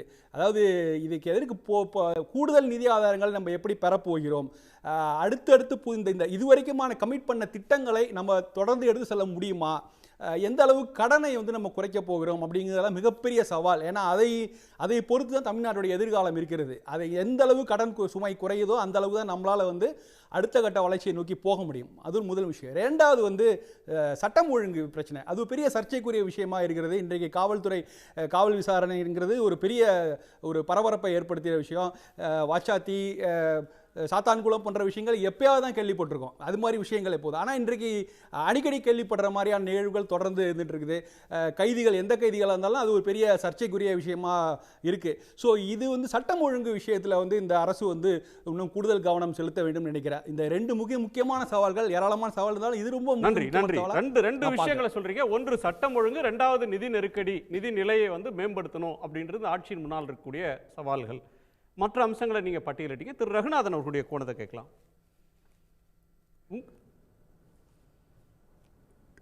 இந்த ஆட்சியை பொறுத்தவரை அடுத்த 2 ஆண்டுகள் மிக கடுமையாக இவர்கள் எதிர்கொள்ளப் போவது 2 விஷயம். ஒன்று வந்து ஜிஎஸ்டியை எடுத்துக்கிட்டிங்கன்னா, இப்போ ஒரு லேட்டஸ்ட் தரவு என்ன சொல்லுதுன்னா, ஏப்ரல் 2024 ஏப்ரல் 2023 கம்பேர் பண்ணும் பொழுது தமிழகத்தினுடைய வளர்ச்சி 6%. பிற கம்பேரபிள் மாநிலங்கள், அதாவது யூபியை எடுத்துக்கலாம், ஹரியானாவை எடுத்துக்கலாம், குஜராத்தை எடுத்துக்கலாம், மகாராஷ்டிராவை எடுத்துக்கலாம், கர்நாடகாவை எடுத்துக்கொண்டால் 13லிருந்து 22% வரை அவர்கள் வளர்ந்திருக்கிறார்கள். இது ஏன் குறையுதுன்னு பார்க்கணும். ஒரு பக்கத்தில் புத்தொழில்களை பற்றி நம்ம அதிகமான ஒரு ஈடுபாடை காமிக்கிறோம், ஸ்டார்ட் அப்.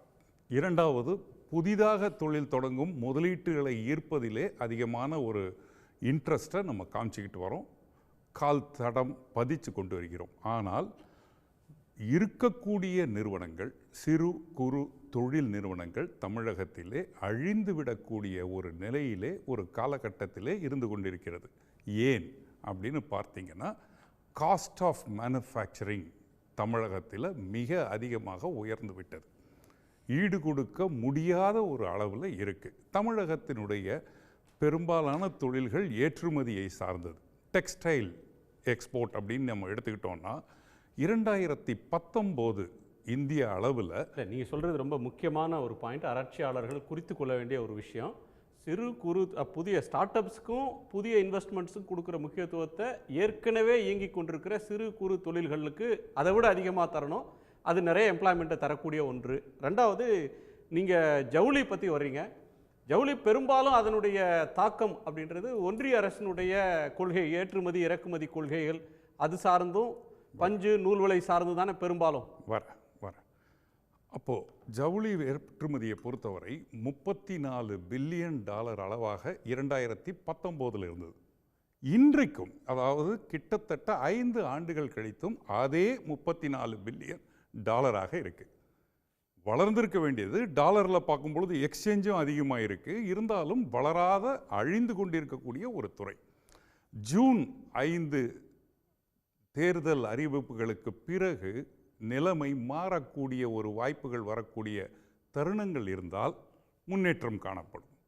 அப்படி காங்கிரஸ் இந்தியா கூட்டணி ஆட்சிக்கு வந்ததுன்னா நீங்கள் ஜிஎஸ்டி ஷேரோ மற்ற மாநிலத்தில் தமிழ்நாட்டுக்கு வரக்கூடிய நிதியோ தமிழ்நாட்டுக்கு கிடைக்கக்கூடிய மற்ற பங்கீடுகளோ பெரிய அளவில் சிறப்பாகவே கிடைக்கும். ஒருவேளை ஆட்சி மாற்றம் நிகழாமல் போனால் உண்மையான சவால்ன்றது அதுக்கு பிறகுதான் இருக்கு. இதுதான் மிகப்பெரிய ஒரு சவாலாக இருக்கும். இரண்டாவது, அவர் சொன்ன மாதிரி 8.34 லட்சம் கோடி கடன் தமிழகத்தில் ஆர்பிஐ ரெக்கார்ட் பிரகாரம் இருக்கு. ஒரு பக்கத்தில் நிறைய ஸ்கீம்ஸை கொண்டு வரோம், வளர்ச்சி திட்டங்களை கொண்டு வரோம். இன்னொரு பக்கத்தில் கடனை அதிகப்படுத்திக்கிட்டு இருக்கிறோம். வரும்படி தரக்கூடிய தொழில் நிறுவனங்களுக்கிட்டிருந்து வரக்கூடியதும் அவ்வளவு அதிகமாக உயரவில்லை. செலவினங்கள் அதிகமாயிருச்சு, இன்ஃப்ளேஷன் அதிகமாயிருச்சு, வேலை இழப்பு, வேலை இன்மை, வேலை திண்டாட்டங்கள், வேலை வாய்ப்புகளை பெருக்கக்கூடிய ஒரு கட்டாயத்தில் நம்ம இருக்கோம். ஒரு பக்கத்தில் நான் முதல்வன் திட்டம் அதிகமான மாணவர்களை திறன் படைத்தவர்களாக மாற்றிக்கொண்டிருக்கிறது. இன்னொரு பக்கம் அவர்களுக்கு வேலை கொடுக்கக்கூடிய தொழில் நிறுவனங்கள் அழிந்து கொண்டிருக்கிறது. அப்போ இரண்டுக்கும் இடைப்பட்ட ஒரு கேப்பை ஃபில்அப் பண்ண வேண்டிய கட்டாயத்தில் நம்ம இருக்கோம். இல்லைன்னா டிமாண்டு கம்மியாக இருக்கும், சப்ளை ஜாஸ்தியாயிரும். சப்ளை ஜாஸ்தியாகிடுதுன்னா அவங்களுடைய காஸ்ட் ஆஃப் சேலரி கம்மியாகும். ஒரு பக்கத்தில் இன்ஃப்ளேஷன் ஜாஸ்தி, சேலரி கம்மி, மறுபடியும் மக்கள் தனிப்பட்ட கடன் வாங்குவதிலே அதிகப்படுத்தி காணப்படுவார்கள். ஏற்கனவே தரவுகள் கடந்த 5 வருடத்தில் காணாத அளவு நம்மளது இண்டிவிஜுவலினுடைய சேவிங் அழிக்கப்பட்டது, இண்டிவிஜுவல்ஸினுடைய கடன் பெருக்கப்பட்டுள்ளதுன்றது சொல்கிறோம். அப்போ இதெல்லாம் ஒரு பெரிய சவாலாகத்தான் நான் பார்க்கிறேன். இதில் நிச்சயமாக தீர்வுகளை நோக்கி போகணும். 24 மாதங்கள் தான் இருக்குது நமக்குள்ள, நமக்கு எதிர இருக்கக்கூடியது. அப்போ அந்த 24 மாதங்களிலும் நம்ம இன்னும் மிக அதிகமாக ஓட வேண்டிய ஒரு கட்டாயம். இப்போ 8.34 லட்சம் கோடியை ஒரு 6ஆக குறைக்கணும் அப்படின்னாக்க வருடம் வாங்கக்கூடிய 1.2 லட்சம் கோடியே குறைக்கணும் முதல்ல. அப்போ திருப்பி செலுத்த வேண்டியதை அதிகப்படுத்தணும். வருமானம் எங்கிருந்து வரும்? தொழில் முனைவோர்கள்கிட்ட இருந்து தான் வரும். இதற்கு மேலே ப்ராப்பர்ட்டி டேக்ஸை ஏற்ற முடியாது, இதற்கு மேலே மின் கட்டணத்தை ஏற்ற முடியாது, இதற்கு மேலே நம்ம வாட்டர் டேக்ஸை ஏற்ற முடியாது. எல்லா கட்டணங்களும் முடிந்த அளவு ஏற்றியாகிவிட்டது. அப்போ இதற்கு மேலே ஏற்றுவதற்கு நமக்கு வழி இல்லை. அப்போ only income is tax revenue. அப்போ ப்ரொடக்ஷன், இண்டஸ்ட்ரி ஓரியன்ட். அப்போ அதில் பெரிய காம்படிஷன். யூபியை பாருங்கள், இப்போ குஜராத்தை பாருங்கள், இங்கே வரக்கூடிய சில இண்டஸ்ட்ரீஸை அவங்க இழுக்கிறாங்க, அவங்க கொடுக்குற இன்சென்டிவ் ஜாஸ்தியாக இருக்குது. அப்போது இந்த 2 சவால்கள் மிக அதிகமாக அரசின் முன் இருக்குது. தொடர்ந்து பேசலாம். திரு கேசிபி குறுக்கிட வரும் நீங்கள். கார்த்திக் ஒரு நிமிஷம் நிறைவு பார்வையும் பதிவு செஞ்சிடலாம். இல்லை, அதாவது திரு ராம்கி அவர்கள் சொல்கிற போது பார்த்தீங்கன்னா அந்த சட்டம் ஒழுங்கு பற்றி மிக அதிகமாக வலியுறுத்தி சொன்னார். அதே போல் திரு ரகு அவர்கள் சொல்லையிலையும் பார்த்தீங்கன்னா அந்த உற்பத்தி திறன், சிறு குறு தொழில்கள் எந்த அளவுக்கு பாதிப்படையுது, தமிழ்நாட்டினுடைய அந்த எக்கானமி எவ்வளோ தூரம் அது பாதிப்படையுதுன்னு. மத்தியில் ஆட்சி மாற்றமே ஏற்பட்டாலும் கூட அது மத்திய அரசாங்கம் என்பது அவர்களை பாதுகாத்து கொள்வதற்கு தான் அவங்க நினைப்பாங்க. ஏதோ காங்கிரஸ் கட்சி ஆட்சிக்கு வந்துருச்சுன்னா உடனே மொத்த பட்ஜெட்டை அப்படியே தமிழ்நாட்டுக்கு திருப்பி கொடுத்துருவாங்க என்றெல்லாம் நம்ம நிச்சயமாக பெரிய அளவில் எதிர்பார்க்க முடியாது. ஆனால் இந்த அரசாங்கத்தை பொறுத்த வரைக்கும் நீங்கள் இந்த கல்வி இப்போ அவர் திரு பாண்டியன் அவர்கள் பேசலையோ அவர் ராஜீவ்காந்தி அவர்கள் சொல்லலையோ நேற்று +2 ரிசல்ட் எடுத்து வச்சுக்கிட்டு கல்வி இத்தனை 95% வந்துருச்சு, பெண்கள் அதிகம் பயன்பெற்றிருக்கிறாங்க, இதெல்லாம் 1980 இதைத்தான் சொல்லிட்டு இருக்கிறாங்க. ஒவ்வொரு வருஷம் +2 ரிசல்ட் வரும் பொழுதும் அந்த ரெக்கார்டை எடுத்து வச்சுக்கிட்டு தமிழ்நாடு முன்னேறிடுச்சுன்னு தான் சொல்லிட்டு வந்திருக்கிறாங்க. இதெல்லாம் வளர்ச்சிக்கான அடையாளம் இல்லை. வளர்ச்சிக்கான அடையாளம் என்பது பொருளாதார வளர்ச்சி ஏற்பட்டிருக்கா, தனி மனித வருமானம் உயர்ந்திருக்கா. அவங்க தனி மனித வருமானம்னா 10 ரூபா உயர்ந்திருக்கலாம், ஆனால் 15 ரூபா செலவு அதிகமாக செலவு தொகை உயர்ற பொழுது பார்த்தீங்கன்னா மறுபடியும் அந்த வருமானம் பற்றாக்குறையாகத்தான் போகும். அப்போ அந்த தனி மனிதன் சேவிங்ஸ் பண்ணக்கூடிய அளவுக்கு தன்னுடைய செலவுகளை எல்லாம் ஈடுகட்டி அதற்கு மேல் அவர்களால் அந்த எதிர்காலத்தை சேமிக்க முடியுதா அப்படின்னு பார்த்தீங்கன்னா நிச்சயமாக இல்லை. அப்படி இருந்திருந்தா நிச்சயமா இந்த 1000 ரூபாய் பல இன்சென்டிவ்களை ஒரு பெரிய அளவில் பொருட்படுத்திக்க வேண்டிய நிலை இருக்காது. இன்றைக்கு பல பேர் இந்த இன்சென்டிவை பெருசாக எடுத்துக்கிறாங்கனாலே அந்த வருமான பற்றாக்குறை இருக்கிறதுனால தானே. அப்போ அந்த உற்பத்தி, வேலை வாய்ப்பு, தொழிலாளர்கள் கூட பார்த்தீங்கன்னா வட மாநிலங்களை தான் நம்ம சார்ந்து இருக்கிறோம். இன்னும் 1-2 தேர்தலில் பார்த்தீங்கன்னா வடமாநில தொழிலாளர்களுக்கு இங்கேயே நாங்கள் ரேஷன் கார்டு கொடுக்குறோம், அவங்களுக்கும் தமிழ்நாட்டு மக்களுக்கு உண்டான எல்லா உரிமைகளையும் இன்சென்டிவ்ஸை நம்ம கொடுக்குறோம் என்கிற நிலை அளவுக்கு ஆள் பற்றாக்குறைகள், தொழிலாளர்கள் பற்றாக்குறை மிக அதிக அளவில் நமக்கு பாதிக்குது. அப்போ பொருளாதார ரீதியாக பெரிய அளவில் முன்னேறல. அடுத்து இந்த அரசாங்கத்தில் தேர்தல் அறிக்கையை நீங்கள் எடுங்க. 535 உறுதிமொழிகளை அவங்க கொடுத்திருப்பாங்க, வாக்குறுதிகளை கொடுத்திருப்பாங்க. நிச்சயமா பல விஷயங்களை அவர்கள் நிறைவேற்றி இருக்கிறாங்க, நான் இல்லைன்னு சொல்லலை. அந்த நிறைவேற்றதெல்லாம் பார்த்தீங்கன்னா மொழி, சித்தாந்தம், அதாவது செலவில்லாமல் என்னெல்லாம் இருக்கோ அதெல்லாம் செஞ்சுட்டாங்க. செலவு பிடிக்கக்கூடியது எதெல்லாம் இருக்கோ 500 சில்லறையில் ஒரு 50 தான் செலவு பிடிக்கிறதாக இருக்கும். மிச்சம் இருக்கிற ஒரு 400 சில்லறை 450 பக்கமாக செலவில்லாததாக இருக்கும். அதையெல்லாம் செஞ்சுட்டாங்க. அப்போ அந்த 500 சில்லறை நீங்கள் நம்பரை எடுத்தீங்கன்னா பெரிய அளவில் நாங்கள் செஞ்சிட்டோன்னு இருக்கோம். ஆனால் அந்த 50 பொருளாதார தாக்கம் இருக்கக்கூடிய விஷயங்கள்ல ஒரு 5-6 தான் நடந்திருக்கும். மிகப்பெரிய பொருளாதாரம் சம்பந்தப்பட்டது இல்லையா. ஒன்று 4000 ரூபாய் கொடுக்கறது அப்ப கொரோனா பாதிப்புல எல்லா வீடுகளுக்கும் கொடுத்தாங்க. ரெண்டாவது இன்னைக்கு 3 வருஷத்தை நிறைவு செஞ்சிருக்கிற இலவச பயண திட்டம், விடியல் பயணம்னு அவங்க சொல்ற திட்டம், அதுக்கு பெரிய பொருளாதார தாக்கம் இருக்கக்கூடிய ஒரு திட்டம் தான் அது. நாம் தொடர்ந்து பேசலாம். நீங்க தேர்தல் சமயத்துல உங்கள் தொகுதியில் ஸ்டாலின் அப்படின்னு சொல்லி ஒரு பெட்டி வச்சாங்க. அதுல பெட்டிஷன்ஸ் எல்லாம் எடுத்து அதுல டிஸ்போஸ் பண்ணது எத்தனைன்னு எடுத்து பாருங்க. நான் முதல்வன் ஒரு பெட்டி வச்சாங்க, அதுல பெட்டிஷன்ஸ் எடுத்து டிஸ்போஸ் பண்ணி பாருங்க. அப்ப நிச்சயமாக அடுத்து வருகிற சட்டமன்ற தேர்தல் என்பது மிகப்பெரிய சோதனை களமாகத்தான் இருக்கும். சரியான எதிர்க்கட்சி இல்லாததுனால இன்றைக்கு இவர் வெற்றியாளராக தெரியலாம், ஆனா அது அடுத்த தேர்தல் அது நிக்காது. நன்றி. திரு ராஜீவ்காந்தி குறுக்கிட ஒரு மணி சார். இல்லை, அண்ணன் மரியாதைக்குரிய பழனிசாமி அவர்கள் தொடர்ந்து டேட்டாவை நாங்கள் தப்பாக சொன்னதாகவே சொன்னார். நான் அது +2 ரிசல்ட்டை விகிதாசத்தை வச்சு பேசவே இல்லை. அதற்குள்ள இந்த சமூக நீதியும் கல்வி கொடுத்த முக்கியத்துவத்தையும் பேசினேன். ரெண்டாவது இப்போ பேசும்போது அதை நான் முதல்வன் திட்டம் சொன்னாங்க. அது நான் முதல்வன்கிறது மாணவர்களுக்கான எம்பவர்மெண்ட் ஸ்கீம், அதை கொண்டு இப்போ பெட்டிஷன்ங்கிறாரு. நீங்கள் இன்னைக்கு உங்கள் தொகுதியின் முதலமைச்சருங்கிற அந்த திட்டம் சாமானியர்கள் சோசியல் மீடியாவில் அட்ரஸ் பண்ணால் கூட முதலமைச்சர் காதுகளுக்கு போகிறது. இந்த அரசு தூத்துக்குடி துப்பாக்கி சூட நான் டிவியில் பார்த்தேன்னு சொல்லலை. அதற்கு மாறாக தவறு நடந்தால் தவறிலிருந்து பாடம் கற்றுக்கொள்வதும் திருத்திக் கொள்வதும், சாமானியர்கள் குரல் அரசை நோக்கி வருகிற போது அதற்கு சரி செய்வதற்கான அரசுங்கிறதுல முக்கியமானவன். இன்னொன்று பொருளாதாரத்தில் என்ன தாக்கம் நான் கேட்டார். மரியாதைக்குரிய எடப்பாடி பழனிசாமி ஆளுகிற போது தனி மனித வருமானத்தில் தமிழ்நாடு 8வது இடத்துல இருந்துச்சு. இன்றைக்கி இந்தியாவில் 3வது இடத்துல இருக்குது. ஒட்டுமொத்த நான் தான் முடிக்கும்போது சொல்ல வந்தேன், ஒட்டுமொத்த நாட்டின் வளர்ச்சியில் 9 விழுக்காடு தமிழ்நாடு கொடுக்குது. 9 விழுக்காடு என்பது கடந்த 3 ஆண்டுகளில் இது மிகப்பெரிய வெற்றியின் குறியீடு. அது மட்டும் இல்லாமல் தனி மனித வருமானத்தில் ஒட்டுமொத்த இந்தியாவே ஒரு 96,000 ரூபாய் என்று இருக்கும்போது தமிழ்நாடு 1,66,000 ரூபாய் வந்திருக்கிறது. தொழில்துறையில் மரியாதைக்கு ரகுநாதன் அவர்கள் சொன்ன சில விஷயங்கள் நாங்கள் கவனத்தில் கொள்ள வேண்டும். அதில் எந்த மாற்று கருத்து இல்லை. அது ஆனால் இன்றைக்கி என்ன சிக்கல் இருக்குன்னா, எம்ப்ளாய்மெண்ட் ஆக்டை பொறுத்தளவில், அது அப்ரூவலை பொறுத்தளவில் நிதி நெருக்கடியில் பெரும்பாலான இடங்களில் ஒன்றிய அரசை சார்ந்திருக்க வேண்டிய இந்த சட்ட கட்டமைப்புகள் இங்கே உண்டு. இந்த பாராளுமன்ற ஜனநாயகத்தில் சட்ட ரீதியான கட்டமைப்பு முழுக்க ஒவ்வொன்றுக்கும் ஒன்றிய அரசையே சார்ந்திருக்க வேண்டிய தேவை இருக்கிறது.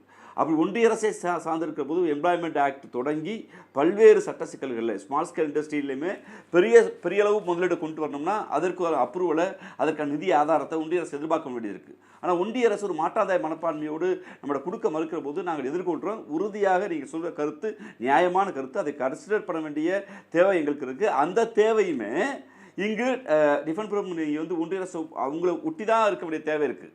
அந்த அரசு ஒரு நல்ல ஒரு மாற்றத்தை வருகிற ஜூன் 4 கொடுக்கிற போது வருகிற நம்பிக்கை எனக்கு இருக்கு. அதனால கவனத்தில் கொள்ள எடுத்துக்கல அப்படின்னு இல்லை.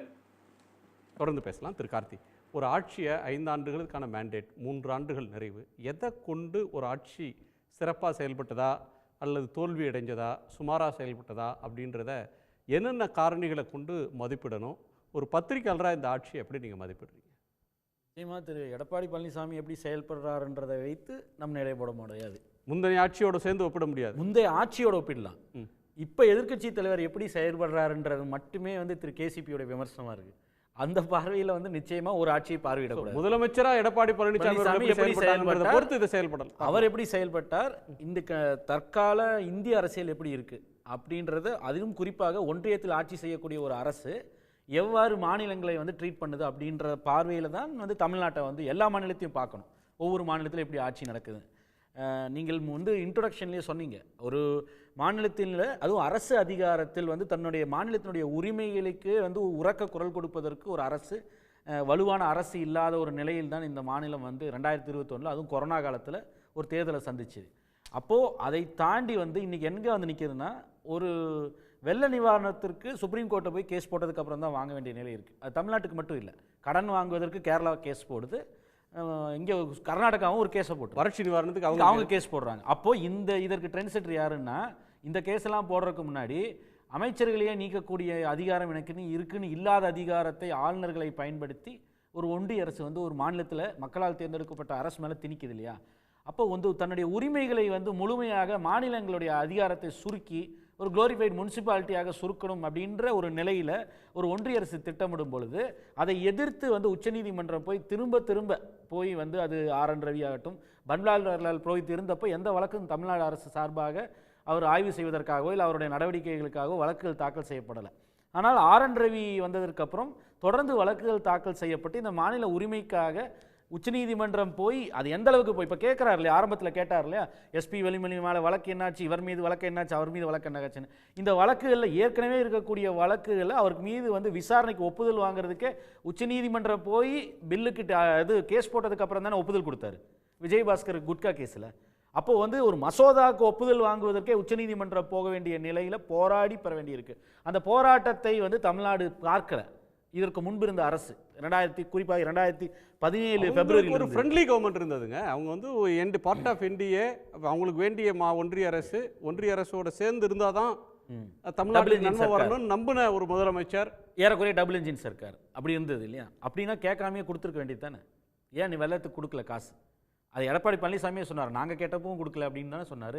இப்போ நீங்கள் தான் 2019 கூட்டணியில் இருக்கீங்களா, 17 விட்டுருவோம், 2 வருஷம் நீங்கள் கஷ்டப்பட்டீங்க. இதுதான் யதார்த்தம்னு எடுத்துகிட்டு கடந்து போயிட்டார் சார். அதுதான் அந்த யதார்த்தம் வந்து அதிமுக இப்போ புரிய மாட்டேங்க. கேசிபி சொல்கிறதுனால நான் சொல்கிறேன், அவர் சொல்கிறது உண்மை தானே. நமக்கு 2000 கோடி வேணும்னு கேட்டால் 40 கோடி தர்றாங்க, வெள்ள நிவாரணத்துக்கு 15,000 கோடி நஷ்டமாயிடுச்சு. அப்போ வந்து ஒன்றியத்தில் ஆட்சியில் இருக்கக்கூடியவர்கள் இணக்கமான கூட்டணி ஆட்சி இருக்கக்கூடிய மாநிலத்துக்கும் நிதி கொடுக்க மாட்டாங்கன்றதான அர்த்தம். பாஜக ஆளும் குஜராத்துக்கு மட்டும் 1000 கோடி அடுத்த நாள் கொடுப்பாங்கன்றது தானே யதார்த்தம். அந்த நிதர்சனத்தை பேசணும்ல. இந்த ஆட்சிக்கு வந்துருவோம். அந்த பார்வையில தான் இங்க இருக்கக்கூடிய அரசை பார்க்க வேண்டியிருக்கு. இன்று வந்து போய் கோர்ட்டுக்கு போய் போராடி ஒரு கான்ஸ்டிடியூஷனல் எக்ஸஸ்ல ஈடுபடக்கூடிய ஒரு ஆளுநருக்கு வந்து கடிவாளம் கட்டுறதாகட்டும், இல்ல ஒரு வெள்ள நிவாரணத்திற்கு வந்து நிதி வாங்குவதாகட்டும், புதிய உரிமைகளுக்கு போராடுறதை விட இருக்கிற உரிமையை தக்க வச்சுக்கிறதுக்கும் போராடுறதுக்கு எதிராகவும் போராடுற நிலைமையில செலவு வராததை எல்லாம் பண்றாங்க அப்படின்னு 12,000 கோடி வரை செலவு பண்றாங்க. 13,000 கோடி ஏறக்குறைய 1,16,000 1,16,00,000 பெண்கள் அப்போ 13,000 கோடி இதுவரைக்கும் அவ்வளோ பெரிய ஸ்கீமே போட்டதில்லை தமிழ்நாடு. ஒரே ஒரு திட்டத்துக்காக மாதம் டைரெக்டாக benefit of transfer, direct transfer of benefits, கேஷை வந்து டெபாசிட் பண்ணுறது, அதுக்கு 13,000 கோடி. பஸ்ஸுக்கு வந்து 465 கோடி ட்ரிப்பு. இதுக்கு வந்து நீங்கள் எல்லாமே காசாக பார்த்தா உங்களுக்கு அப்படி தான் தெரியும். அந்த விமனோட மொபிலிட்டி இருக்குல்ல, பெண்கள் வெளியில் வந்து சுதந்திரமாக பயணிப்பதுன்றது, அந்த 465 கோடி ட்ரிப்புன்றது வெறும் பஸ்ஸில் பயணிக்கிறது இல்லை. அந்த பெண்களை எந்த அளவிற்கு பொருளாதார ரீதியாக, சமூக ரீதியாக, கல்வி ரீதியாக மேம்படுத்தி இருக்கின்றதை பார்க்கணும். அந்த ட்ரிப்புன்றது ஒவ்வொன்றும் ஒரு வேலைக்கு போகிறது, ஒரு படிக்க போகிறது, இல்லை வேலை வாய்ப்பை தேடி போகிறது, இல்லை ஏன் ஒரு என்டர்டெயின்மெண்ட்டுக்கு போகிறதுக்கு கூட வாய்ப்பு ஒரு ஆணை பயண சுதந்திரம் அது அது தெரியுது இல்லையா? அப்போ இதெல்லாம் வந்து சோஷியல் ஃபேக்டர்ஸை வந்து பார்க்காம வெறுமனே காசாக மட்டும் பார்க்கறது இருக்குல்ல, அது தவறு. ஒரு பாயிண்ட் ஏற்றுக்கிறேன், எம்எஸ்எம்இ மீது அவங்க வந்து ரொம்ப முக்கியம், அதில் மீது அதிக கவனம் தேவைன்றது மாற்றுக்கருத்து இல்லை. இந்தியாவிலே அதிகமான எம்எஸ்எம்இ இருக்கிற ஸ்டேட் இங்கே தான். ஆனால் அதற்கு தீர்வு வந்து டெல்லியில் இருக்குது.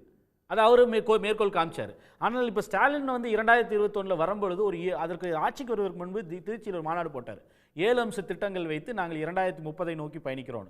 அப்போ அதில் சமூக நீதி, மாநில உரிமை இதெல்லாம் பட்டியலிடும்போது பொருளாதார வளர்ச்சிக்கு வந்து ஒரு புதிய பாதையை வகுக்கிறார். மேலும் அது ஏற்கனவே செய்திருக்காங்க அதுக்கு முன்பு இருந்தவர்களும். புதிய முதலீடுகளை ஈர்ப்பது, அதே போல் வந்து ஸ்டார்ட் அப்புகளை வந்து ஊக்குவிப்பதுன்ற பல்வேறு திட்டங்களை வகுத்தாங்க. அதற்கு முனைப்பாக வந்து பேரலாக வந்து என்ன பண்ணுறாங்கன்னா, அதற்கு இண்டஸ்ட்ரீஸை கூட்டு வருவதற்கு முன்பே பேரலாக வந்து ஒரு ஸ்கில்டு ஒர்க் ஃபோர்ஸ், திறன் வாய்ந்த ஒரு இளைஞர் சமூகத்தை வந்து உருவாக்குவதற்காக நான் முதல்வன் ஒரு திட்டத்தை கொண்டு வர்றார். அதுபோக வந்து ஒரு காலத்தில் வந்து பெண்களுக்கு திருமணம் செய்து வைப்பது தான் வந்து ஒரு பெரிய இலக்காக இருந்தது. அந்த காலகட்டத்தில் வந்து தாலி தேவைப்படுது, அதற்கு வாங்க முடியாதனால அரசு கொடுத்தது. இன்று வந்து பெண்களுக்கு தேவை தாலிகள் அல்ல, அவர்களுக்கு கல்வியும் வேலையும் தேவை. அப்போ வந்து ஒரு பரிமாண வளர்ச்சி அடையுது இந்த மக்கள். அந்த கொள்கை வந்து ஒரு பரிமாண வளர்ச்சி அடைஞ்சு ஒரு ஆட்சி மாற்றம் அப்படின்னு வரும்போது மக்கள் பல நம்பிக்கைகளோட ஓட்டு போடுறாங்க. அந்த ஆட்சி மாற்றத்துக்கு ஒரு மீனிங் அப்படின்ற ஒன்று இருக்குது. மக்களோட மேண்டேட் என்ன எதிர்பார்ப்பில் இந்த ஆட்சி மாற்றத்துக்கு 3 ஆண்டுகளுக்கு முன்னாடி மக்கள் வாக்களித்தார்களோ அந்த நோக்கம் நிறைவேறியிருக்கா? அந்த ஆட்சிக்கான ஒரு பாதை அப்படின்ற ஒன்றில் தடுமாற்றம் இல்லாமல் இந்த கவர்மெண்ட் போகுதா? நிச்சயமாக வந்து ஒரு ஸ்டெடியான கவர்மெண்ட் இது. அந்த அவரோட ஐடியாலஜிக்கலாக அதில் எந்த ஒரு தடுமாற்றமும் கிடையாது. அதில் நீங்கள் ஏற்கனவே அவர்கள் எதிர்பார்த்ததுன்றது, நான் அதுக்கு இந்த இப்போ பேசுகிற அத்தனை விஷயங்கள் எடுத்துட்டிங்கன்னா, உரிமை சார்ந்த விஷயங்களாகட்டும், இல்லை இந்த மாநிலத்தினருக்கு கொள்கையில் எந்த கொள்கையில் பயணிக்கணுன்றாகட்டும், இல்லை வந்து பொருளாதார வளர்ச்சி, கல்வி, சுகாதாரம் மேம்பாடு, இந்த விஷயங்களில் பல்வேறு திட்டங்களை வகுத்து சீராக செஞ்சு பயணிச்சுட்டு இருக்காங்க. ஆனால் எங்கன்னா சில திட்டங்கள் வாக்குறுதி கொடுத்ததில் நிதிச்சுமையினால் அவர்களால் நிறைவேற்ற முடியவில்லை. அந்த சிலிண்டருக்கு 100 ரூபாய் கொடுப்பதோ, இல்லை இன்னும் சில திட்டங்கள் 1-2 திட்டங்கள், பெரும்பான்மையான திட்டங்கள் பெரிய திட்டங்களை நிறைவேற்றிட்டாங்க. இது போன்ற அந்த சிலிண்டருக்கு 100 ரூபாய் போன்ற திட்டம் இல்லை. ஆனால் அதற்கு அவர் என்ன மாற்று சொல்கிறார்கள்னா, ஆட்சியை வந்து மாற்றம் டெல்லியில் ஏற்படும் பொழுது இப்போ அந்த ஒப்புக்கொள்கிறார்கள். ஏன்னா நிதிச்சுமை என்றது பெரிய அளவுக்கு இங்கே இருக்குது. 8 லட்சம் கோடி ரூபாய் கடன் வாங்க வேண்டியிருக்கு அப்படின்னா அதற்கு காரணம் வந்து நீங்கள் இந்த வருஷத்தில் மட்டுமே 12,000 கோடி, போன வருஷத்தில் 9,000 கோடி மெட்ரோ ரயிலுக்கு நான் தான் செலவு செய்ய வேண்டியிருக்குன்னு முதலமைச்சர் சொல்கிறார் இல்லையா? இங்கே திட்டங்கள் வந்து யூபிக்கு போகுது, குஜராத்துக்கு போகுது. இவர் சொன்னது போல் வந்து அவர்கள் அதிகமான சலுகைகள் கொடுக்கலாம். ஆனால் வெளிப்படையாக இங்கே வரக்கூடிய திட்டத்தை வந்து குஜராத்துக்கு வர வேண்டிய ஒரு குஜராத் திட்டத்தை கொண்டு போகிறார். நேரடியாக பிரதமருடைய தலையீட்டில், பாஜக தலையீட்டில் கோவையில் வர வேண்டிய திட்டம், கோயம்புத்தூரில் வர வேண்டிய தொழிற்சாலை உத்தரப்பிரதேசுக்கும் குஜராத்திற்கு கொண்டு செல்லப்பட்டதுன்னு வெளிப்படையாக பிரச்சாரத்தில் குற்றச்சாட்டு வச்சார். இதுவரைக்கும் மறுக்கலையே. செமிகண்டக்டர் இண்டஸ்ட்ரி ஒன்று வர வேண்டியது இருக்குது, அதில் வந்து பெரிய இன்சென்டிவ். சரி, இது அதையே கொண்டு போய், அதாவது வந்து அரசு வந்து காசை கொடுத்து நீ இந்த அளவுக்கு நான் காசு தரவான்னு அந்த அளவுக்கு இன்சென்டிவைஸ் பண்ணி யூஎஸ்லேருந்து ஒரு பெரிய நிறுவனத்தை கொண்டு வந்து குஜராத்தில் தொழில் தொடங்க சொல்லுது. அதில் எத்தனை வேலை வாய்ப்புகள், அது ஆன்சிலரி இண்டஸ்ட்ரீஸ் வரலாம், அதெல்லாம் வேறு. ஆனால் அதில் எத்தனை பலன் நமக்கு வர இருக்குன்றது நமக்கு பார்க்கணும்ல. அவங்க இன்சென்டிவ் கொடுக்கறது வேற. ஆனால் இங்க இருக்கக்கூடிய மாநிலங்களுடைய திட்டத்தை எடுத்துட்டு வந்து ஒரு சில மாநிலங்கள் நீங்கள் ஆட்சி செய்யற மாநிலங்களுக்கு மட்டும் கொண்டு போறது அது பொலிட்டிக்கல் சார். அது இன்னும் இல்ல, அது வெறும் பொலிட்டிக்கல் மட்டும் இல்ல, அதனால ஏற்படுற பாதிப்பு இந்த மாநிலத்திற்கு. ஒன்றிய அரசு ஓரவஞ்சனையா நடந்து கொள்கிறது. தன்னோட அதிகாரத்தை பயன்படுத்தி தப்பா பயன்படுத்தி ஒரு ஸ்டேட்டை வஞ்சிச்சு இன்னொரு ஸ்டேட்டை வந்து ப்ரோமோட் பண்றாங்க அப்படின்னு சொல்றீங்க. இல்ல அப்படி அதே நான் என்ன கேட்கிறேன், இப்போ எல்லாருமே வந்து வட மாநிலத்தவர் வர்றாங்க. ஆமா, வட மாநிலத்தவர் நிறைய பேர் வர்றாங்க, இண்டஸ்ட்ரீஸ்ல இருக்காங்க. அப்போ அப்படி பார்த்தா இங்கே அன்எம்ப்ளாய்மெண்ட் அதிகமாகலாம் இருக்கணும். தேசிய சராசரி அளவுக்காவது குறைந்தபட்சம் இருக்கணும் இல்லையா? ஏன் வந்து தேசிய சராசரி விட மிக குறைவாக இருக்குது? டாப் பர்ஃபார்மிங் ஸ்டேட்ஸ்னு one of the top performing states Maharashtra. இந்த தமிழ்நாடு, குறிப்பாக தமிழ்நாடு வந்து ஏன் அன்எம்ப்ளாய்மெண்ட் ரேட்டிங்க, குறிப்பாக அர்பன் அன்எம்ப்ளாய்மெண்ட் ரேட்டு, நகர்ப்புற வேலையின்மையும் சரி, கிராமப்புறத்தில் அதோட கொஞ்சம் ஜாஸ்தி. அப்போது ஏன் தேசிய சராசரியோ இல்லை அந்த மாநிலங்கள் நீங்கள் சொல்லக்கூடிய புதிய தொழிற்சாலை அதிகமாக வரக்கூடிய மாநிலங்களை விட ஏன் குறைவாக இருக்குது? ஏன்னா இதற்கு அதை தாங்கக்கூடிய சக்தி இருக்குது. ஆனால் மீது ஊக்கம் தேவை. அதிகமான பேர் அப்சார்வ் ஆகிறது எம்எஸ்எம்இயில், அவர்களுக்கு நிச்சயமாக கவனம் தேவை, சலுகைகள் தேவை. ஆனால் அதற்கு பெரும் பங்கு வந்து டெல்லியில் இருக்குது. அதை விட்டுட்டு நீங்கள் போய் தமிழ்நாடுக்கு வந்து அதுக்கு அதிகமாக கொடுக்குறத வந்து கொடுக்க தேவை இருக்குது. ஆனால் வர வேண்டியது அங்கிருந்து அதிகமாக ஒரு டிஃபரிங் வியூ பாயிண்ட் இருக்குது. அவர் வந்து டெல்லியில் பற்றி பேசும்போது டெல்லி என்ன செய்யணும்னு சொல்லுவார்னு நினைக்கிறேன். இல்லை அதாவது கார்த்தி சொல்கிற மாதிரி எம்எஸ்எம்இயை பொறுத்த வரைக்கும் மொத்த பிளேமையுமே நம்ம வந்து ஒன்றிய சர்க்கார் பேரில் போட்டுற முடியாது. Day to day operating cost அதிகமாகிருச்சு தமிழகத்தில். அது மின்கட்டண உயர்வாக இருக்கலாம், அல்லது காஸ்ட் ஆஃப் லேண்டாக இருக்கலாம், அல்லது காஸ்ட் ஆஃப் மேனுஃபேக்சரிங்காக இருக்கலாம். எந்த விதத்தில் எடுத்துக்கிட்டாலும் அதனுடைய பங்கு ஒரு அரசு என்ன செய்ய முடியும்? இல்லை, இண்டஸ்ட்ரிக்கு நடத்துவதற்கு சொல்கிறேன். இப்போ நான் ஒரு புது இண்டஸ்ட்ரி வரேன், எனக்கு இங்கே ஒரு 20 ஏக்கர் வேண்டி இருக்குது, அல்லது ஒரு ஸ்மால் ஸ்கேல் இண்டஸ்ட்ரி வருதுன்னு வச்சுக்கோங்க. ஒரு 2000 ஸ்கொயர் ஃபீட் ஷெட்டு வேணும்னா கூட ஆந்திராவில் நான் போனேன்னா என்னுடைய காஸ்ட் ஆஃப் ஷெட்டு வந்து கம்மி, இங்கே இருக்கிறத விட 1/10 இருக்கும். நீங்கள் கொஞ்சம் முன்னாடி என்ன சொன்னீங்கன்னா, புதுசாக வர்றவங்களை கவனிக்கிறாங்க, ஏற்கனவே இருக்கிறவங்க திண்டாடுறாங்க, தொழிலே செய்ய முடியாத நெருக்கடிக்கு போகிறாங்க அப்படின்னு சொல்கிறீங்க. அதே தான் நான் கண்டினியூவாக அதே தான் சொல்லிட்டு இருக்கேன். ஏற்கனவே இருக்கிறவங்க காஸ்ட்டை குறைக்க வேண்டிய கட்டாயத்தில் இருக்காங்க. அப்போ என்ன ஆகுது, எந்த இடத்துல காஸ்ட்டை குறைத்தால் அவர்களது தொழிலில் லாபம் ஈட்ட முடியுமோ அதை நோக்கி போக வேண்டிய ஒரு கட்டாயத்தில் இருக்காங்க. The migration of entrepreneurs is ஹேப்பனிங்னு நான் சொல்கிறேன்.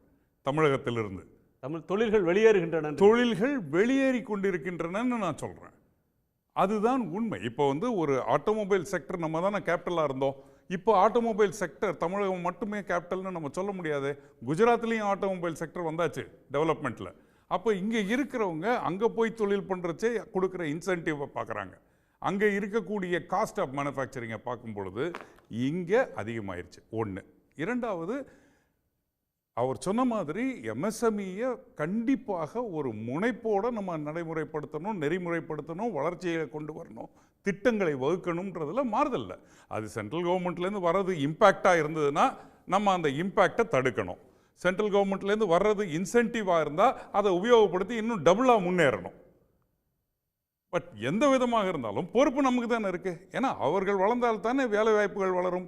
வேலை வாய்ப்புகள் வளர்ந்தால் என்ன செய்யணும்னு சொல்லுங்கள். ஸ்பெசிஃபிக்காக காஸ்ட் ஆஃப் மேனுஃபேக்சரிங்கை குறைக்கிறதுக்கு வழி கொண்டு வரும். என்ன செய்யணும் அதுக்கு ஒரு அரசு? என்ன மின்கட்டண உயர்விலிருந்து விலக்கு கேட்டுக்கிட்டு இருக்கிறத கொடுக்கணும். சிறு குறு தொழில்கள் இந்த 2 மாநிலங்கள் இதை விட மின்கட்டணம் குறைவாக இருக்கா இண்டஸ்ட்ரிக்கு? அதை பற்றிய கவலை இல்லை. நீங்கள் அதை மட்டும் நம்ம பேச முடியாது. கம்பேரிசன் டு அதர் பேச முடியாது. நம்ம ஏன் வந்து தமிழகம் ஏன் முதன்மை மாநிலமாக இருந்தது? மற்ற மாநிலங்களை விட குறைவான விலையில் மின்சாரத்தை தர்ற தொழிற்சாலைகளுக்குன்னு ஒரு ஆர்குமெண்ட்டை முன்வைக்கிறாங்க. 10 ஆண்டு காலமாக ஏற்றலை, இப்போ சிறிதாக ஏற்றி இருக்கிறாங்க. கரெக்ட். ஒப்பீட்டு அளவில் தமிழ்நாடு குறைவுன்னு சொல்கிறது உண்மையா இல்லையா? அதை ஏற்றியதற்கு உண்டான லாஜிக்கு சரியானதாக இருக்கலாம். ஏற்றப்பட்ட நேரம் தவறான நேரம். ஏற்கனவே திண்டாடுற நேரத்தில், ஏற்கனவே கொரோனாவினால் கஷ்டப்படுத்தி கொண்டிருந்த நேரத்தில் இந்த சுமை ஒரு அதிகமான பளு. அதுவும் அந்த சுமையை 4 முனைப்புகளாக ஏற்றும் பொழுது மிக கடினமான ஒரு சுமை. அதை கொஞ்சம் ஸ்டாகரிங் பண்ணியிருக்கலாம், அதை கொஞ்சம் மாற்றி அமைச்சிருக்கலாம். ஒரே நேரத்தில் அனைத்து சுமையும் ஏற்றும் பொழுது தான் கஷ்டப்பட்டது. ஒன்று. இரண்டாவது வந்து இப்போ நிறைய டெக்ஸ்டைல் பார்க்கை கொண்டு வரும். முடிந்த அளவு பண்ணிக்கிட்டு தான் இருக்கோம். நான் சொல்கிறது பண்ணவே இல்லை, நான் சொல்லவே இல்லையே. முடிந்த அளவு நம்ம என்ன பண்ணுறோம், நம்ம வந்து டெக்ஸ்டைல் பார்க்கை கொண்டு வரோம், டெக்னாலஜி பார்க்கை கொண்டு வரோம், ட்ரோன் பார்க்கை கொண்டு வரோம், புது புது தொழில் வகைகளை கொண்டு வரோம், இதெல்லாம் கொண்டு வரோம். ஆனால் இதிலிருந்து நமக்கு என்ன, இப்போ டிஃபென்ஸ் காரிடார் எடுத்துக்கங்க. கோயம்புத்தூரில் டிஃபென்ஸ் காரிடார் இருக்குது. பட் டிஃபென்ஸினுடைய பெரும்பான்மையான தயாரிப்பு மதிப்பு தமிழகத்திலேருந்து போலையே, யூபியிலிருந்து போயிருக்கு. 47% of the share of the defence market met by UP. அதனால தான் அவங்களுடைய இந்த வருடத்தினுடைய ஜிஎஸ்டி அதிகமானதுக்கு காரணம். அப்போ இங்கே வந்து மைக்ரேஷன் லேபர் அதிகமாகிட்டே இருக்குது. அவங்களுடைய பேரில் இருக்கக்கூடிய நம்மளுடைய அவர்களை சார்ந்து இருக்கக்கூடிய நிலைமை அதிகமாகிட்டே இருக்குது. அப்போ லேபர் ஷார்ட்டேஜ் வந்துக்கிட்டு இருக்குது. படித்தவர்கள் இளைஞர்கள் அதிகம், செமி ஸ்கில்டு அன்ஸ்கில்டு லேபர் கஷ்டப்படுறோம். அப்போ இருவருக்குமே இதில் பொறுப்பு இருக்குன்னு தான் நான் சொல்ல வந்தேன். ஆமாம், ஒருத்தருக்கு மட்டுமே பொறுப்பு அப்படின்னு சொல்கிறத ஏற்றுக்கொள்ளலை நீங்கள். 2 பேருக்குமே பொறுப்பு இருக்குது. மாநில அரசு இன்னும் கூடுதல் கவனத்தோடு அதை அணுகணுன்றீங்க. இல்லை, அதில் மாற்று கருத்து இல்லை. அப்போது விலையை உயர்த்தலைன்னா மின்சார கட்டணத்தை ஏற்றலை அப்படின்னா நீங்கள் 0.5% ஜிடிபியில் பாரோ பண்ண முடியாதுன்றது நிர்பந்தனையை விதிக்கிறது யார்? ஒன்றிய அரசு. ஏற்றினா தான் உனக்கு வந்து அதிகமாக கடன் வாங்க முடியும். 3% ஜிடிபிக்குள்ளே இருக்கணும், 3.5% போகலாம். கொரோனா காலத்தில் மட்டும் அது 4 போய்க்கலாம்னு சொன்னாங்க. அப்போ அந்த 0.5% கூடுதலாக வாங்கணும்னா மின் கட்டணத்தை கட்டாயம் ஏற்றணும்னு சொல்லி நிபந்தனையை விதித்தது வந்து ஒன்றிய அரசு. அப்போ மாநில அரசுகள்கிட்ட ஏற்கனவே ஜிஎஸ்டி எடுத்துகிட்டு போயிட்டீங்க, அவர்களுக்கு வரக்கூடிய ஷேர்ன்றது கம்மி. இப்போ காம்பன்சேஷன் பீரியட் போன 2 வருஷமாகவே முடிஞ்சிருச்சு. அப்போது எங்கேருந்து போயிட்டு வந்து மாநில அரசுகள் கடன் வாங்குறது தான் ஒரே வழி. அந்த கடன் வாங்குறதுக்கு கூட வந்து அனுமதி தர மாட்டேங்கிறீங்க. மீறி அனுமதி தரேன்னா இத்தனை நிபந்தனைகளை விதிக்கிறீங்க. ப்ராப்பர்ட்டி டேக்ஸை ஏற்று, இல்லைன்னா வந்து பவர் டாரிஃபை ஏற்று, மின் கட்டணத்தை ஏற்று, இத்தனையும் ஏற்றுனா நீங்கள் பண்ண முடியுன்ற. இப்போ இதெல்லாம் பண்ணிவிட்டு மக்களை போய் சந்திக்க போகிறது வந்து அந்த மாநில அரசு. ஆனால் நீங்கள் வந்து இன்சென்டிவ்களை வந்து அங்கே அதை கூட பெரிய அளவுக்கு வர்றதில்லை. நேரடி தலையீட்டில் திட்டங்களே எடுத்துகிட்டு போகிறீங்க அங்கே. அதை தான் நம்ம சொல்ல வரோம். இப்போ அவர் சொல்கிறார் இல்லையா, உத்தரப்பிரதேசத்தில் இவ்வளோ 47% அது account for 47% of defence production அப்படின்னா எப்படி வந்து திடீர்னு அங்கே வந்தது? அப்படி ஒரு பீரியடில் வருது அப்படின்னா எதை அங்கே போய் கான்சென்ட்ரேட் ஆகுது? யாருடைய திட்டம் வந்தது அது? ஏன் இங்கே இருக்கக்கூடிய மாநிலங்களுக்கு கொடுக்கலன்றதான் கேள்வி. இங்கே இருக்கக்கூடிய நேரடியாக அரசியல் காரணத்திற்காக திட்டங்களை வந்து உங்களுடைய மாநிலங்களுக்கு எடுத்துகிட்டு போகிறீங்கன்னு வெளிப்படையாகவே முதலமைச்சர்கள் குற்றச்சாட்டு வைக்கிறாங்க. அது இருந்தால் காரணம் நீங்கள் அதுதான் வந்து ஜிஎஸ்டி குறைஞ்சிருச்சு அப்படின்னா. ஆனால் டோட்டல் ஜிடிபி கான்ட்ரிபியூஷனில் ஏன் 9%ல் இருக்குது இன்னும்? இல்லை எக்ஸ்போர்ட் கான்ட்ரிபியூஷனில் வந்து 9% செகண்ட் ஸ்டேட்டாக ஏன் இந்திய அளவில் இன்னும் இருக்குது? அதுதானே சவால். சவால்னு நம்ம சொன்னது என்ன? அதுதானே சவால். 4 ஆண்டு அடியெடுத்து வைத்திருக்கக்கூடிய திரு மு.க. ஸ்டாலினுடைய ஆட்சி அடுத்த 2 ஆண்டுகளில் முன்னுரிமை தர வேண்டியது எதற்கு அப்படின்ற கேள்வியை நேயர்கள் மேலே வச்சுருக்கோம். நேயர்கள் புதிய வளர்ச்சி திட்டங்கள் அதற்கு தான் முன்னுரிமை தரணும் அடுத்த 2 வருஷத்துக்கு அப்படின்னு 31% நேயர்கள் கருத்து தெரிவிச்சிருக்காங்க. விலைவாசியை கட்டுப்படுத்தணும்னு 30% பேரும், சாலைகள் கட்டமைப்பு வசதிகளை மேம்படுத்தணும்னு 14% பேரும், வேலை வாய்ப்புகளை அதிகரிக்கணும்னு 25% பேர் கருத்து தெரிவிச்சிருக்காங்க. அந்த நேயர்களுக்கு நன்றி. நிறைவு சுற்று திரு பாண்டியன் சுருக்கமாக. இப்போ 2வது பகுதியில் சவால்கள் மட்டும் நான் ஒரே நிமிஷத்தில் முடிச்சிடுறேன். நான் 3ஆக பிரிக்கிறேன் மொத்தம். இந்த இவங்களுக்கு இருக்கிற அடுத்த 2 வருஷத்துக்குள்ள சவாலை. ஒன்று வந்து பொதுமக்களுக்கான சவால். அவங்களுக்கு என்னென்ன சவால்? பொதுமக்களுக்கான சவால், அரசியல் ரீதியான சவால். 3வது வந்து ரொம்ப முக்கியமானது காலநிலை மாற்றத்தால் என்னென்ன பிரச்சனை அந்த 2 வருஷத்துக்கு இருக்குது, அதையும் கணக்கில் எடுத்துக்கணும். அந்த 3 சவாலும் இருக்குமா இன்றைய முதலமைச்சருக்கு இருக்குது. இப்போ ஏற்கனவே இந்த இப்போ ட்விட்டர் போல்லையும் வந்ததும் அதான். சாலை பராமரிப்பு, நீர் முக்கியம். ஏன்னா குடிநீர், விவசாயத்துக்கு, தொழிலுக்கு எல்லாமே முக்கியம். ஏன்னா நீர் வந்து இல்லாமல் இனிமேல் எதுவுமே செய்ய முடியாது. அந்த நீரை வந்து இந்த மாநில அரசு வந்து ரொம்ப கவனமாக எடுக்கணும். அது போக மின்சாரம், சூரிய மின்சாரத்திலேருந்து, ஏன்னா காலநிலை மாற்றத்தோடு சம்மந்தப்பட்ட விஷயத்தினால மின்சாரத்தில் எந்த தட்டுப்பாடும் பிரச்சனையும் இல்லாமல், ஏன்னா மின்சார தட்டுப்பாட்டினால இந்த ஆட்சிக்கு ஒரு காலத்தில் பிரச்சனை வந்துச்சு. அது எதுவுமே இல்லாமையும் சூரிய மின்சாரத்தையும் காற்றாலை மின்சாரத்தையும், ஏன்னா அந்த ரினியூவபிள் எனர்ஜி வந்து நம்ம பெரிய லெவலுக்கு கொண்டாடணும். அரசியல் ரீதியாக எடுத்துக்கிட்டிங்கன்னு பார்த்தீங்கன்னாக்கா ஜூன் 4க்கு அப்புறம் நிறைய சவால் 2 பக்கமும் இருக்குது. ஆப்ஷன் 1 இதே ஆட்சி ஒன்றிய அரசு தொடர்ந்தா என்ன, இது 2 அதை பற்றி பார்க்கணும். கல்வி, சுகாதாரம் 2யும் மாநில பட்டியலில் கொண்டாடணும். 27% இடஒதுக்கீடு உள்ள கிரீமி லேயர் எடுக்கணும். 27% உள்ள ஓபிசியை வந்து இன்க்ரீஸ் பண்ணணும்.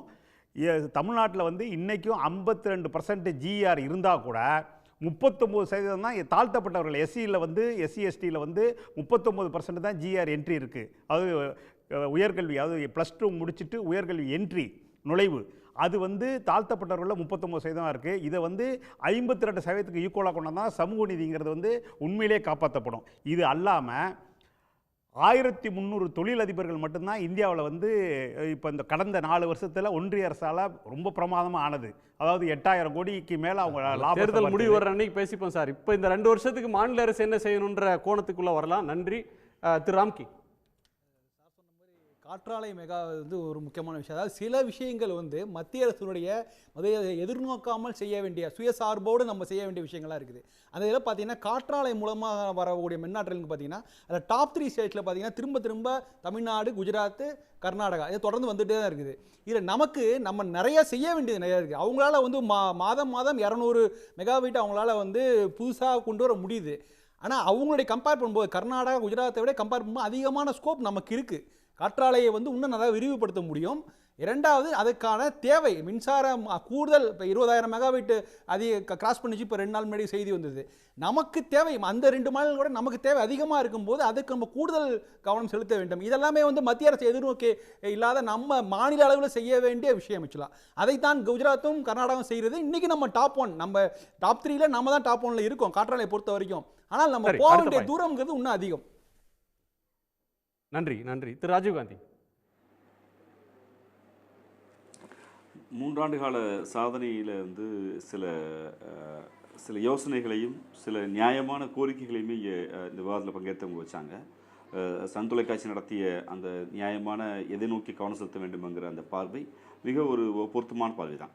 அதே நேரத்தில் இந்த 3 ஆண்டு கால ஆட்சி என்பது ஒரு சாமானியனுக்கு இந்த மொழி மீது ஒரு பற்றையும், இந்த ஆட்சி மீது முதலமைச்சர் மீதான ஒரு நம்பிக்கையை இனம் சார்ந்து, மொழி சார்ந்து, உரிமை சார்ந்து, வெறும் நான் தமிழண்டான்னு சொல்வது மட்டுமல்ல, அதற்கு மாறாக மற்ற மொழிகளை நேசிக்கிற அந்த பாங்கு சமூர்த்தி தத்துவத்திற்கு விதையாக இந்த மாநிலம் போட்டிருக்கிறது என்பது மிக பெருமைக்கு ஒன்றாக நான் பார்க்குறேன். அது தொடர்ச்சியாக வர காலங்களில் இன்னும் வேலைவாய்ப்புகளில், குடிநீரில், மின்சாரங்களில் உறுதியாக மாண்புமிகு முதலமைச்சர் அவர்கள் ஆட்சி பொறுப்பேற்கும் போதே 10 ஆண்டுகளுக்கான திட்டங்களை போட்டிருக்கிறார். அதில் 3 ஆண்டுகள் தான் முடிந்திருக்கிறது. இன்னும் 7 ஆண்டு காலம் இருக்கிறது. அந்த 10 ஆண்டு காலம் முடிவு போது அனைத்தும் முழுமை பெற்ற ஒரு மாநிலமாக தமிழ்நாடு இருக்கும் என்பது எனக்கு எல்லளவு சந்தேகமில்லை. நன்றி திரு. பல விதைகள் போடப்பட்டுள்ளது இந்த 3 ஆண்டுகளில். அடுத்த 2 ஆண்டுகளில் அந்த விதைகள் முளைத்து பலன் தர வேண்டிய ஒரு சிச்சுவேஷனுக்கு கொண்டு போகணும். குறிப்பாக புது தொழில் வகைகளில் நம்மளுடைய கவனம் திரும்பி இருக்கு. அதிகம் படித்தவர்களுக்கு வேலைவாய்ப்பு, ஜிசிசி அப்படின்ற நாலேஜ் சென்டர்ஸை கொண்டு வர்றது, புது மேனுஃபேக்சரிங் டெக்னாலஜியை ஊக்குவிக்கிறதுன்னு நிறைய எம்ஓயு போட்டிருக்கிறோம், புது தொழில்களை ஈட்டிருக்கிறோம். அவைகளை எந்த அளவு ஃபாஸ்ட்டாக நம்ம கொண்டு வர போகிறோன்றது தான் அடுத்த கேள்விக்குறி. 75% நம்ம எம்ஓயுவை கன்வெர்ட் பண்ணுவோம் ரியாலிட்டியில்னு சொல்லியிருக்காரு மாண்புமிகு தொழில்துறை அமைச்சர். அது நடக்கும் என்ற ஒரு நம்பிக்கை இருக்குது. ஏன்னா இந்த வாட்டி அவங்களுடைய கான்சன்ட்ரேஷன் கவர்மெண்ட்லேருந்து நல்லாவே இருந்திருக்கு. ஏற்கனவே எம்ஓயு ஸ்டேஜ்லேயே அவங்க வந்து நிறைய விஷயங்களை பேசி அவர்களது ஒப்புதல்களை பெற்று தான் நம்ம எம்ஓயு போட்டிருக்கிறோம். அப்போது அதை கொண்டு வரணும், உண்மையான வேலைவாய்ப்பு திட்டங்களை உருவாக்கணும். இத்தனை பேருக்கு நாங்கள் வேலை கொடுத்தோம்னு சொல்கிற மாதிரி இருக்கும். கொடுப்போம்னு சொல்கிறத விட கொடுத்தோம்னு சொல்லக்கூடிய அளவுக்கு கொண்டு போகணும். வாக்குறுதியை வந்து செயலாக மாற்றணுன்றீங்க. அதுதான் முக்கியம். மக்களுடைய கையில் பணப்புழக்கம் ஏற்படணும். அப்போ அவர்களுக்கு தேவைகளை பூர்த்தி செய்யணும். இதுதான் மிகப்பெரிய ஒரு டைட் வாக் இந்த ரோப்பாக இருக்கும். ஒரு பக்கத்தில் பணம் இல்லாத ஒரு நிலை, இன்னொரு பக்கத்தில் அதிகரிக்கப்படுத்த வேண்டிய ஒரு சூழ்நிலை. 2 ஆண்டு சவால் அப்படின்ற ஒன்றே ஜூன் 4ஆம் தேதி தான் அது சவால், உண்மையான சவால் இருக்க போதா, இல்லை அந்த சவாலை நம்ம எளிதாக கடக்கிறதுக்கான ஒரு வாய்ப்பு வருமா அப்படின்ற ஒரு தன்மை தெரியும். இந்த சர்வேயை பார்க்கும்போது அந்த அடிப்படையில் ஒரு விஷயம் நல்லா தெரியும். இன்ஃப்ராஸ்ட்ரக்சர் உள்கட்டமைப்பில் வந்து பற்றி மக்கள் பெரிய கவலை இல்லை. ஏன்னா இங்கே ஏற்கனவே சிறப்பாக தான் இருக்குது. இன்னும் அதை வந்து சிறப்பாக்கணுன்றதுல வந்து அவர்களுக்கு மாற்று கருத்து இல்லை. ஆனால் மக்களுடைய கன்சர்ன் அதிகமாக எதில் இருக்குன்னா விலைவாசி உயர்வு, வேலையின்மை. இது வந்து இந்த சர்வே எடுத்தால் இந்தியா ஃபுல்லுமே இதுதான் வரும். நாடு ஃபுல்லுமே இன்றைக்கி பெரிய பிரச்சனை வந்து வேலையின்மை மற்றும் வந்து விலைவாசி உயர்வு தான். அதனால தான் வந்து இன்றைக்கி மோடி திண்டாடிக்கிட்டு இருக்கார். அங்கேயே அவரால் வந்து ரொம்ப கஷ்டப்படுறாருன்னு சர்வேகள்லாம் இல்லை மக்கள் அங்கே இருக்கக்கூடியவர்கள் கருத்தெல்லாம் சொல்வதற்கான நாட்டில் இருக்கக்கூடிய பெரிய பிரச்சனை அதுதான். அப்போ அதை அட்ரஸ் பண்ணுறதுக்கு ஏற்கனவே நான் முதல்வன் ஸ்கில்டு ஃபோர்ஸை உருவாக்குறதுக்கு, கல்விக்கு மக்களை கூட்டு வர்றதுக்கு, படிக்க கூட்டு வர்றதுக்கு, அவர்களை ட்ரெயின் பண்ணுறதுக்கு பல்வேறு திட்டங்களை போட்டிருக்காங்க. இப்போது அவர் சொன்னது போல் வந்து ஏற்கனவே குளோபல் இன்வெஸ்டர்ஸ் மீட்டில் போட்ட புரிந்துணர்வு ஒப்பந்தங்களை வந்து உண்மையிலேயே அதை ரியலைஸ் பண்ணுறதுக்கு ஒரு கமிட்டி போட்டிருக்காங்க இண்டஸ்ட்ரீஸ் மினிஸ்டர் தலைமையில். அப்போ அவர்களை அனுப்பி வந்து இன்னும் வந்து இண்டஸ்ட்ரியோட ஒரு நெகோசியேஷன் அதிகப்படுத்தி அதை இண்டஸ்ட்ரீஸ்லேருந்து அந்த இன்வெஸ்ட்மெண்ட்டை ரியலைஸ் பண்ணணும். அது முதலீடுகளாக உண்மையாக கொண்டு வந்து வேலைகளாக மாற்றணும். அடுத்தது இந்த கடந்த 3 ஆண்டுகள் செய்ததை நீட்டித்தாலே போதும். ஒரு அற்புதமான விஷயம் என்னென்னா, அவர் சொன்ன பணத்தை மக்கள்கிட்ட கொடுக்கணும். அதை தான் பண்ணுறாங்க. 1000 ரூபா கொண்டு போய் கொடுக்குறாங்க இல்லையா. அப்போ ஒரு வருடத்திற்கு 12,000 ஒரு கிராமம் ஒவ்வொரு கிராமத்திற்கும் சில லட்சங்கள் போகும் பொழுது அப்போ என்ன ஆகுதுன்னா, அப்போ அந்த டைரக்ட் பெனிஃபிட் ஆஃப் ட்ரான்ஸ்ஃபர் மத்திய மற்றும் கீழ்மட்டத்தில் பிலோ பாவர்ட்டி லைன் மற்றும் மத்திய தர குடும்பங்களுக்கு டார்கெட் பண்ணி தான் இந்த திட்டங்கள் எல்லாமே போட்டிருக்காங்க. இதை விரிவுபடுத்தி அந்த சிலிண்டருக்கு காசு கொடுக்கறது இல்லை, இதே போன்ற சிமிலர் திட்டங்கள், இதே போன்ற திட்டங்களை நீட்டிச்சாலே நீங்கள் மேல்மட்டத்தில் இருக்கிறவங்களை பற்றி பெரிய அளவிற்கு அக்கறைப்பட வேண்டியதில் அவர்கள் பார்த்துக்குவாங்க. இப்போ அரசாங்கத்தினுடைய தேவைன்றப்போ இந்த கீழ்மட்டத்தில் இருக்கிற நடுத்தர குடும்பங்களுக்கு இன்னும் புதிய இன்டர்வென்ஷன் தேவை, குறிப்பாக விலைவாசி உயர்வை கட்டுப்படுத்துறதுக்கு. அதற்கு வந்து நீங்கள் சொன்னது போல் ஜூன் 4 மாற்றம் வந்தால் அதிகார பகிர்வு இல்லை நிதி பகிர்வு இல்லை கொள்கைகளை வந்து மறுவரை செய்கிறது, அப்போ அது போன்ற விஷயங்கள் இன்னும் கவனம் செலுத்த முடியும். அதுவும் ஸ்டேட்டோட இன்டர்வென்ஷன். ஏற்கனவே 3 ரூபா குறைச்சிருக்கிறாங்க, ஆனாலும் இன்னும் குறைக்க முடியும். டீசல் பெட்ரோலுக்கு வந்து ஒன்றிய அரசு குறைத்ததுனால் இதெல்லாம் அட்ரஸ் ஆகிட்டு வரும்போது ஸ்டேட் இன்னும் கொஞ்சம் பெட்டராக பெர்ஃபார்ம் பண்ண முடியும். சர்சார்ஜ் போனாலே ஒரு பெரிய ரிலீஃப். டிவிசிவ் பூலில் வந்து இன்னும் ஃபண்டு அதிகமாகி ஸ்டேட்டுகளுக்கு பணம் வந்து சேர்ந்தாலே போதும். அதுலேயே வந்து மாநிலங்கள் அவங்களோட கடன் சுமையை குறைக்க, அட்லீஸ்ட் இனிமேல் வாங்கக்கூடிய கடனை குறைச்சி முதலீடுகளில் வந்து அதிகமாக வந்து கவனம் செலுத்துவாங்க. நன்றி. ஏராளமான பார்வைகளை பகிர்ந்து கொண்ட உங்கள் அனைவருக்கும் நன்றி. மீண்டும் சந்திப்போம். இது கேள்விக்களம், மக்களின் மேடை. உடனுக்குடன் செய்திகளை தெரிந்து கொள்ள சன் நியூஸ் பெல் ஐகானை கிளிக் பண்ணுங்க.